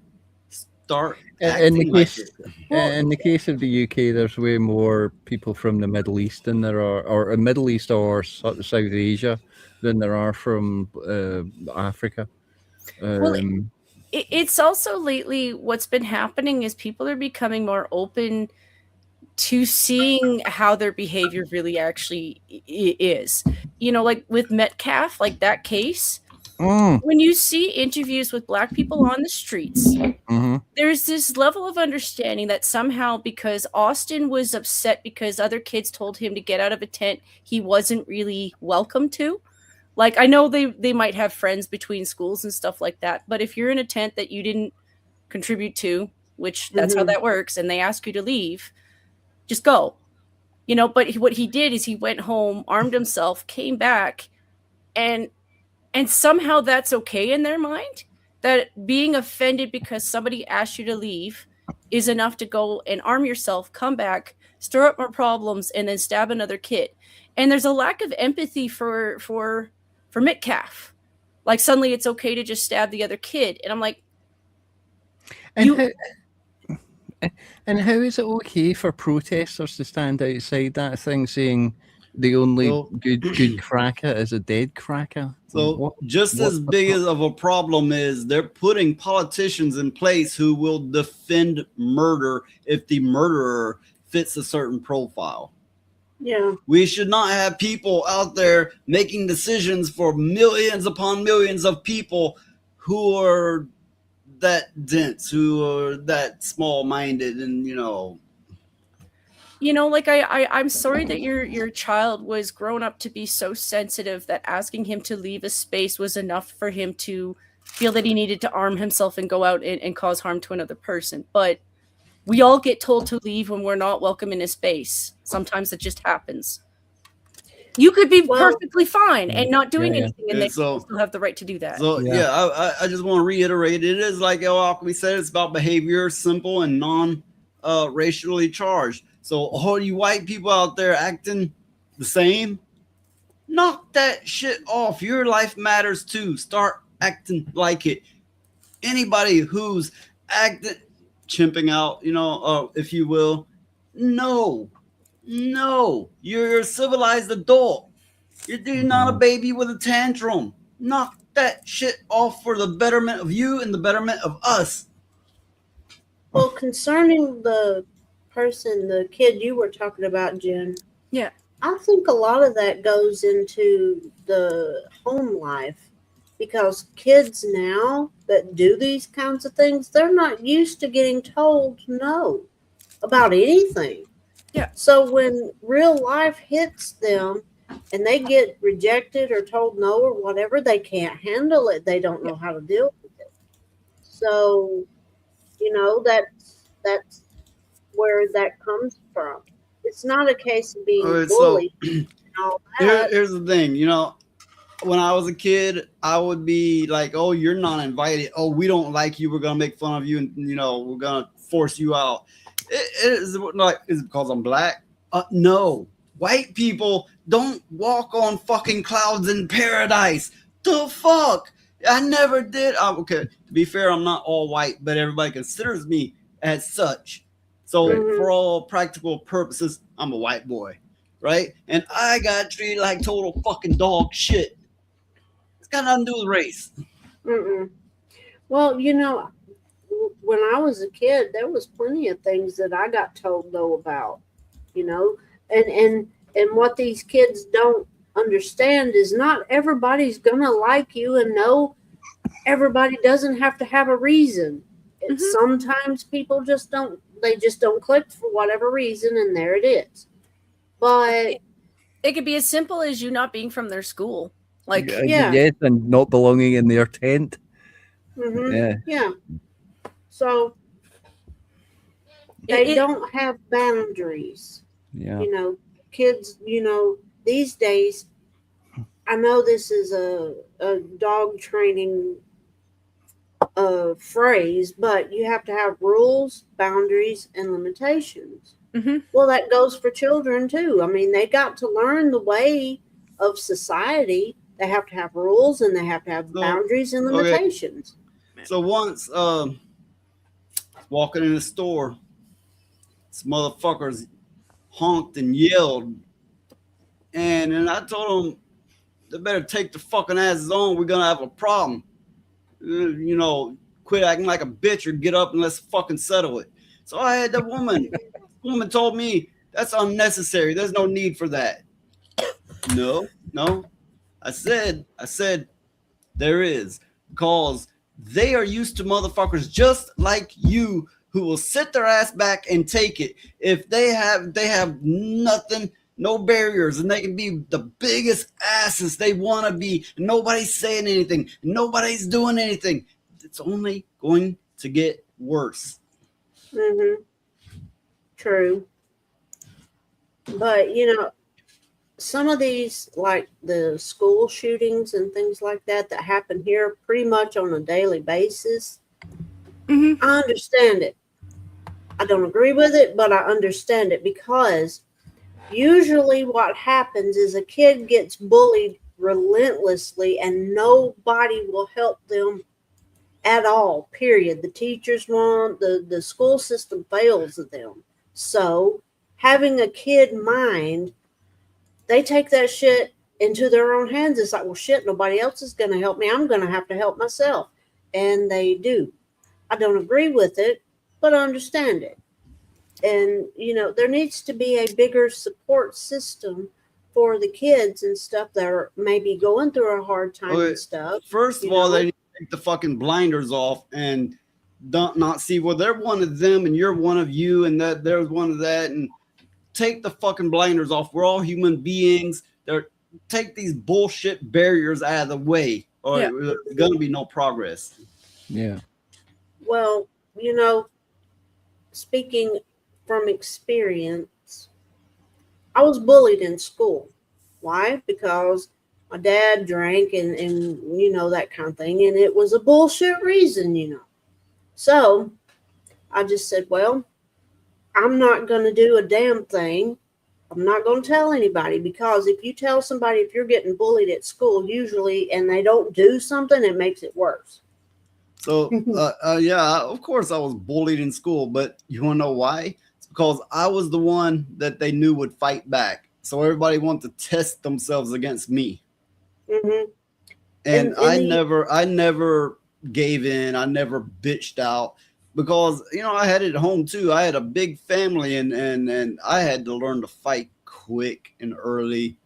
And it's just, I guess, because the way I grew up is always part of my nature. Now that I'm older, I want to be as zen as I can be, even though I will bitch a lot. When I was in school, the kids in school quit bullying me because they knew I had a metal lunchbox and I was not afraid to use that damn thing, and I used it a lot. So they left me alone. But not every kid has that, you know. They don't have that support and all that shit, you know. So yeah, some like the Weeping Hero is saying here, some would argue that bullying is a necessary thing to adulthood, to becoming stronger, to, you know, and I can see that. I do. But with that said, sometimes these bullies, they want to murder your ass, not just pick on you. We have a case up here where they almost killed a girl with their attack, and they're being held on close to murder charges. Like, you know, the kid didn't die, but like they were going in with the thought that they were going to kill this girl, and they were girls who did it. You know, like her face was so messed up from that, and I understand. I was bullied a little bit too. It could be for any reason. For me, it was like I'm a little bit strange because I have learning disabilities. They're not big ones, but they're enough to make me weird. But you know, the kids never got to the point of almost trying to kill me. So yeah, you can survive from that kind of stuff. And yeah, it's not pleasant, but you know, but when you life see ain't pleasant, so yeah. But when it's getting to the point where like this kid is actually being tortured, they are being tortured. Yeah. You back them into a wall. Well, yeah, we've all seen kids like that get done that way. I had older brothers and sisters, or all of them were older. I was the youngest, but I'm not gonna get into details. It's disturbing as fuck. But yeah, I got tortured. You know, all my life growing up was just like fucking survival mode. Everybody's after my ass because I fought back. Yeah, kids can be really evil. Like I was okay because my brother took a little bit of heat for me, but between the daycares and like schools and stuff, like yeah, I remember stuff that kids would do to other kids, and like, you're evil little fuckers. Yeah. Mm-hmm. Well, I mean, but at the same time, for as much bullshit as all of us has went through when we were kids, we did not do the unthinkable and shoot up a school. You know, Last thought on my mind. Yeah, kids think different now. And I think it's because the bullying that others do to them has gotten over the top. I mean, it goes from being like picking on somebody, you know, teasing them or whatever, to, you know, creating such a damn mental break in their psyche, they can't function. So they take matters into their own hands. And when them being kids, they don't have the thought process to go, okay, if I do this, what's going to happen? No, they don't care. They're just going by strictly emotion alone. And all they're thinking is this has got to stop. So, it's also probably instinct too. Like when you've been cornered for that long, your instincts are only going to have so many paths. Okay, so to be honest, even up to adulthood, I was an asshole hellraiser, stuck in survival mode. Just I craved a fight, and Elijah probably remembers this. I used to crave fights. I would pick fights. I would make trouble everywhere I went. You want to know what changed me? Psychedelics permanently altered my state to where I am quite zen now. I'm no shit. That really it changed. I'm a different man. So different. Well, you know, they're starting to do studies of psychedelics on mental health, you know. They are, so, you know, the psilocybin mushrooms and stuff like that. And I think that's a good thing because it's a natural thing and it's readily available. So why not use the medicine that grows from the earth itself? I'm thinking psychologically that fighting made it feel more like home. You know, it was like this craving. I was so used to it, I didn't register it the same as everybody else does. And I just wanted it. I wanted more. And I so bad. Yeah, make trouble with me. Yeah, no, do it. I'm going to make you fucking do it. So, yeah, and I'm glad I'm different now. I'm so glad. But I do remember how much I loved trouble then. Yeah, well, I hated it, every damn minute of it. But it's like, okay, you're gonna pick on me.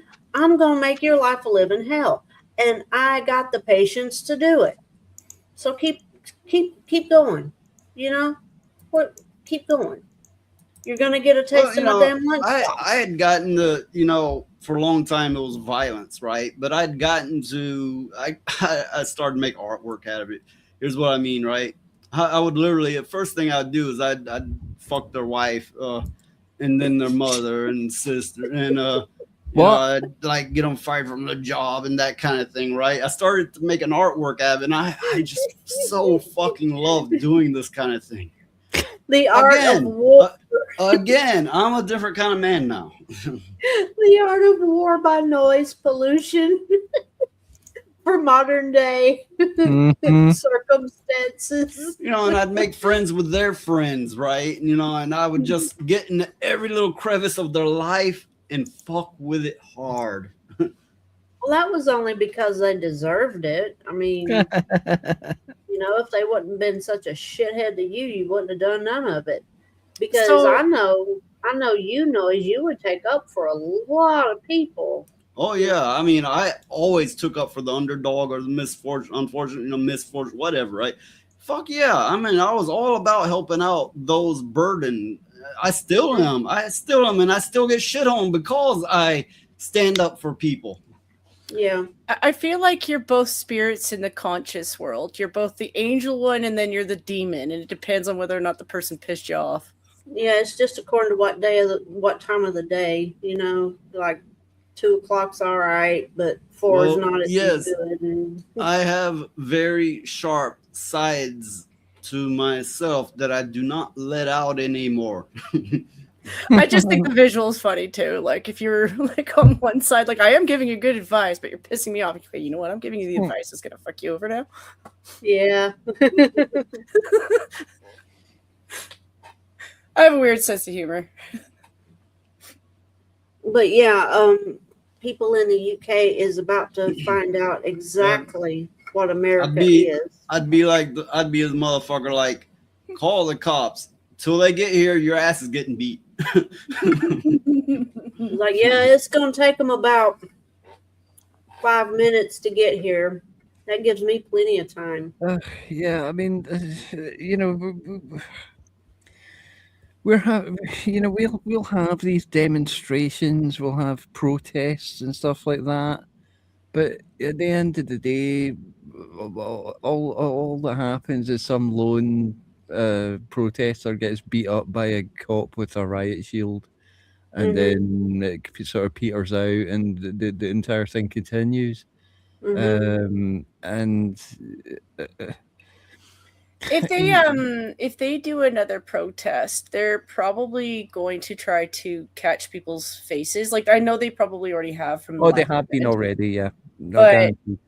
But yeah, they are taking that way more seriously. But I think that's kind of the thing that you guys have to do is to keep peddling bigger and bigger protests. And I know that sounds like a waste of time. Like some people are like, well, the protests don't do everything.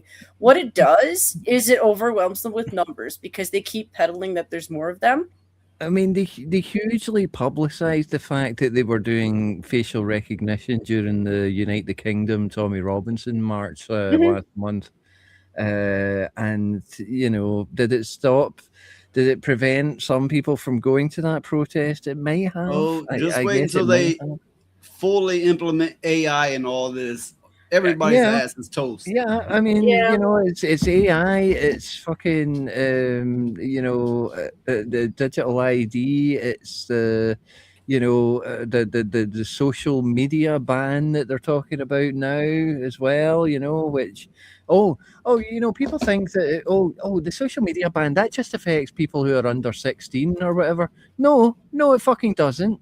It fucking affects everyone who has to now produce their ID to be able to access social media, which is everyone in the entire damn country.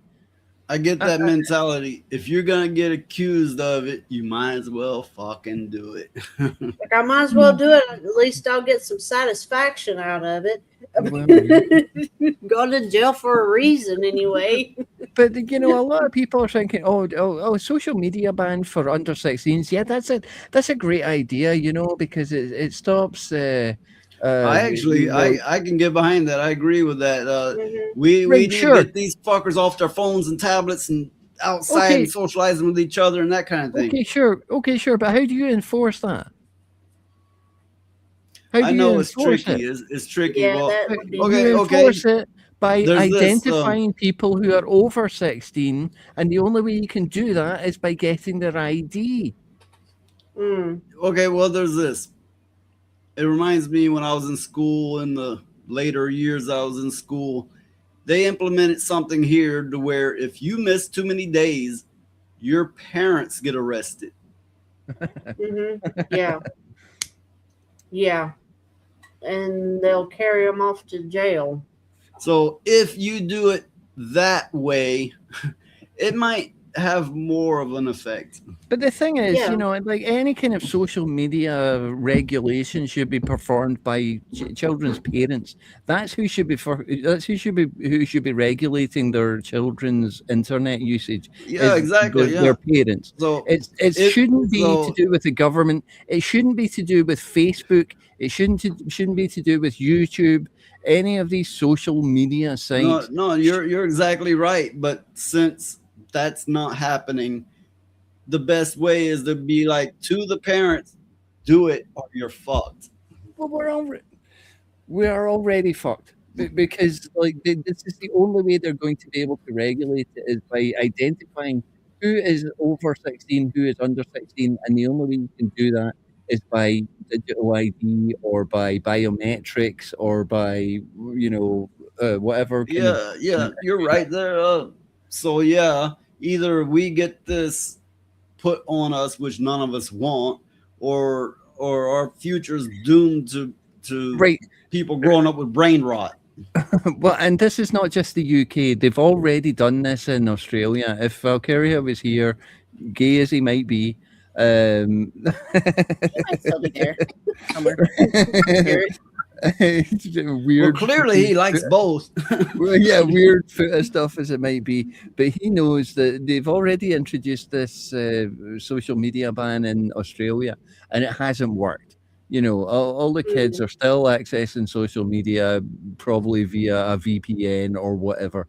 It doesn't matter. It's not effective, and the only thing that would be effective is if parents actually took responsibility over the things that their children are accessing on the internet, Which they always should have been. Yeah.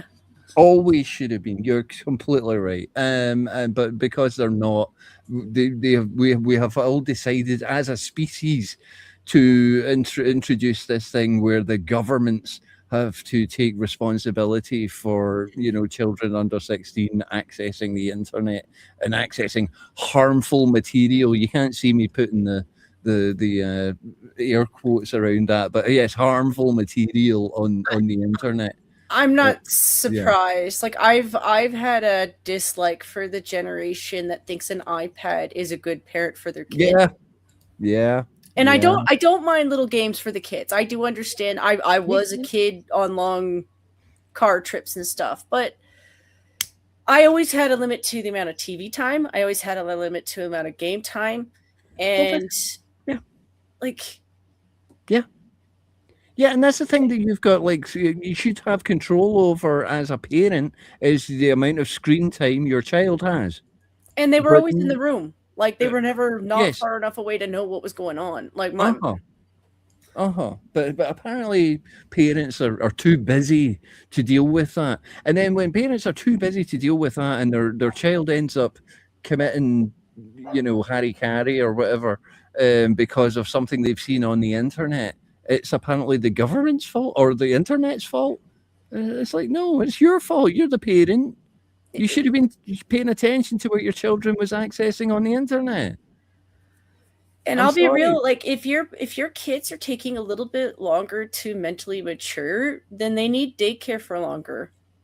Yeah. Some kids take a little bit longer with daycare or they don't have older siblings. Okay, I remember school, and my experience was, for one, they favored the richer kids. They were nicer and did more for them, was more forgiving toward them, and they tend to take all the students and always make them compete kind of with each other. And, just it felt like from beginning to end, a competition. That's what school was. Of course, there was multiple layers, but they ran it partly like a prison, walk in line. You're not allowed to have this or that. Literally, there were some teachers, like if your pencil rolled off and hit the floor, you would get paddled for it. That's a paddling. Yeah. Yeah, literal. I'm not exaggerating. So it was a little like a prison, but it's also they favored the richer kids, and and everything felt like competition. They were making everybody compete constantly. So the school system is just as big of a problem as the parental system. Yeah, classism hasn't changed. Yeah. Well, okay, so yeah, it's about time to wrap up the stream anyway. It's been a good stream. We've got a decent amount of donations, just short of the goal, but that's okay. Still a decent amount. So okay, but I'll give it a minute. I gotta find somebody to raid anyway. Thank you guys for coming to visit and watch us. Yeah, thanks, chat. Yeah, thanks everybody for coming. Good to see you, Alchemy. Good to see you, Dramatical. Or I'm in Home Depot where the hoes at. where the hose at? Gardening section. Thank you. Yeah.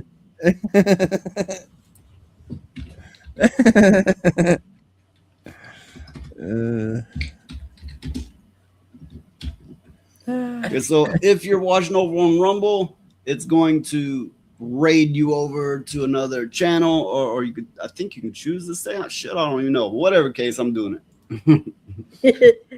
All right, we're doing it live. So Weeping Hero says, I wanted to come earlier, but my old girl needed help. She make you come first. Never mind.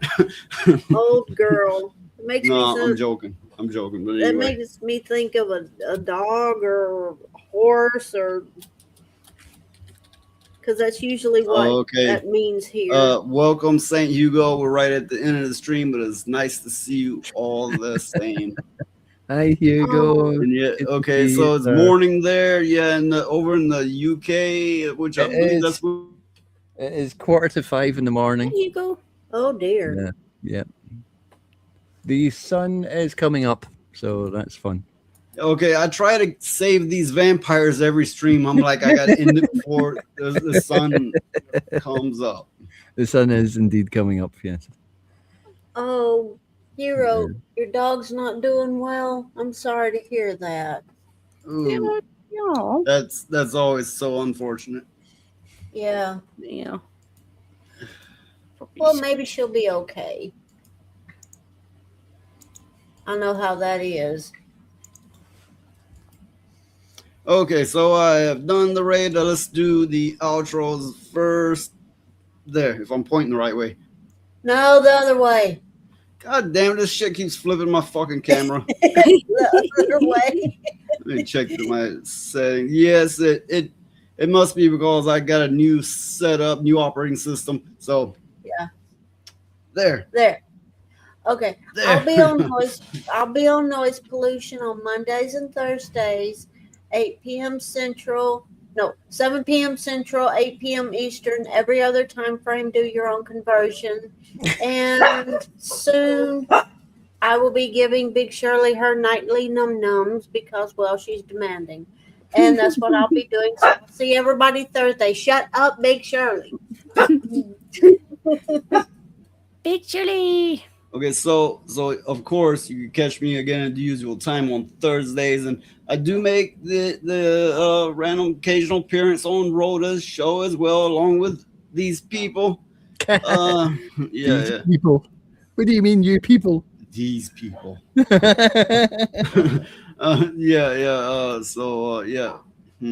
Okay, over on to Jen.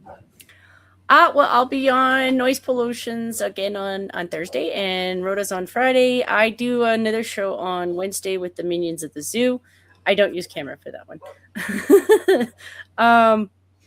But yeah, and that's kind of how it is. I have around and I've been on Toasties yesterday, and I mentioned you twice, Noise. So just high five.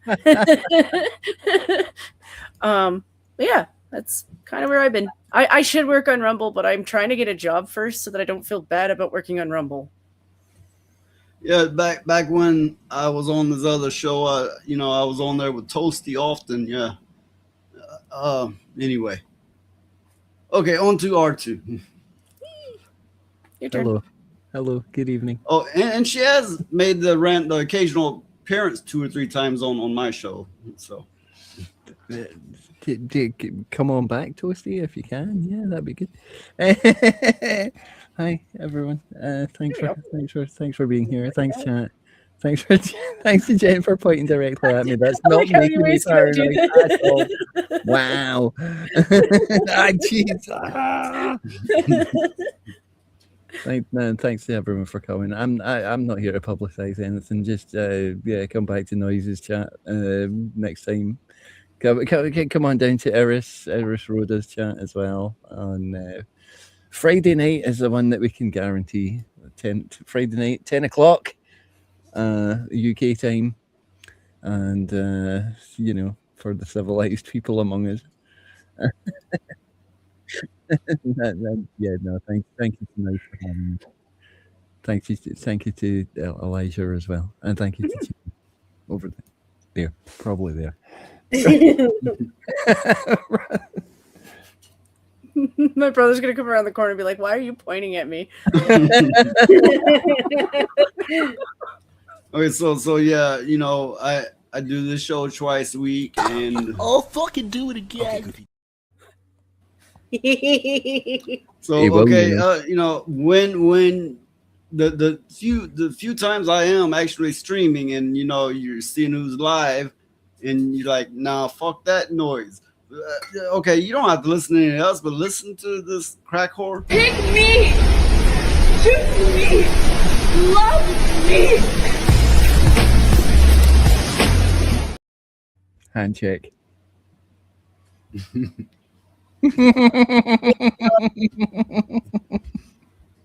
I'm a mime now.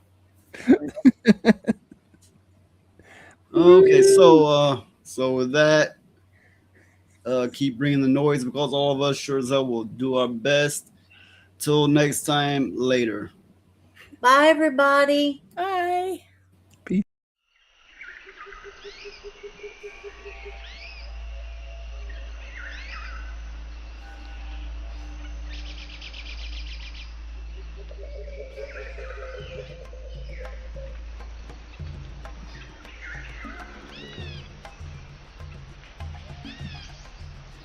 Day 240. They are now unalarmed of my presence. I still have not been fully accepted. Among the indigenous bigots, I am a foreigner. I prowl the local watering hole known simply as Discord, as watch them in their daily routine of chest beating and showing their flair to attract a mate, a phenomenon called YouTube. I even observe and attempt to participate in their defecation habits, on something they call X or Twitter. To no avail, the miasmic odor is simply too powerful. I may never be welcome as one of this, dare I say, bigot tribe, but it will not be for lack of trying.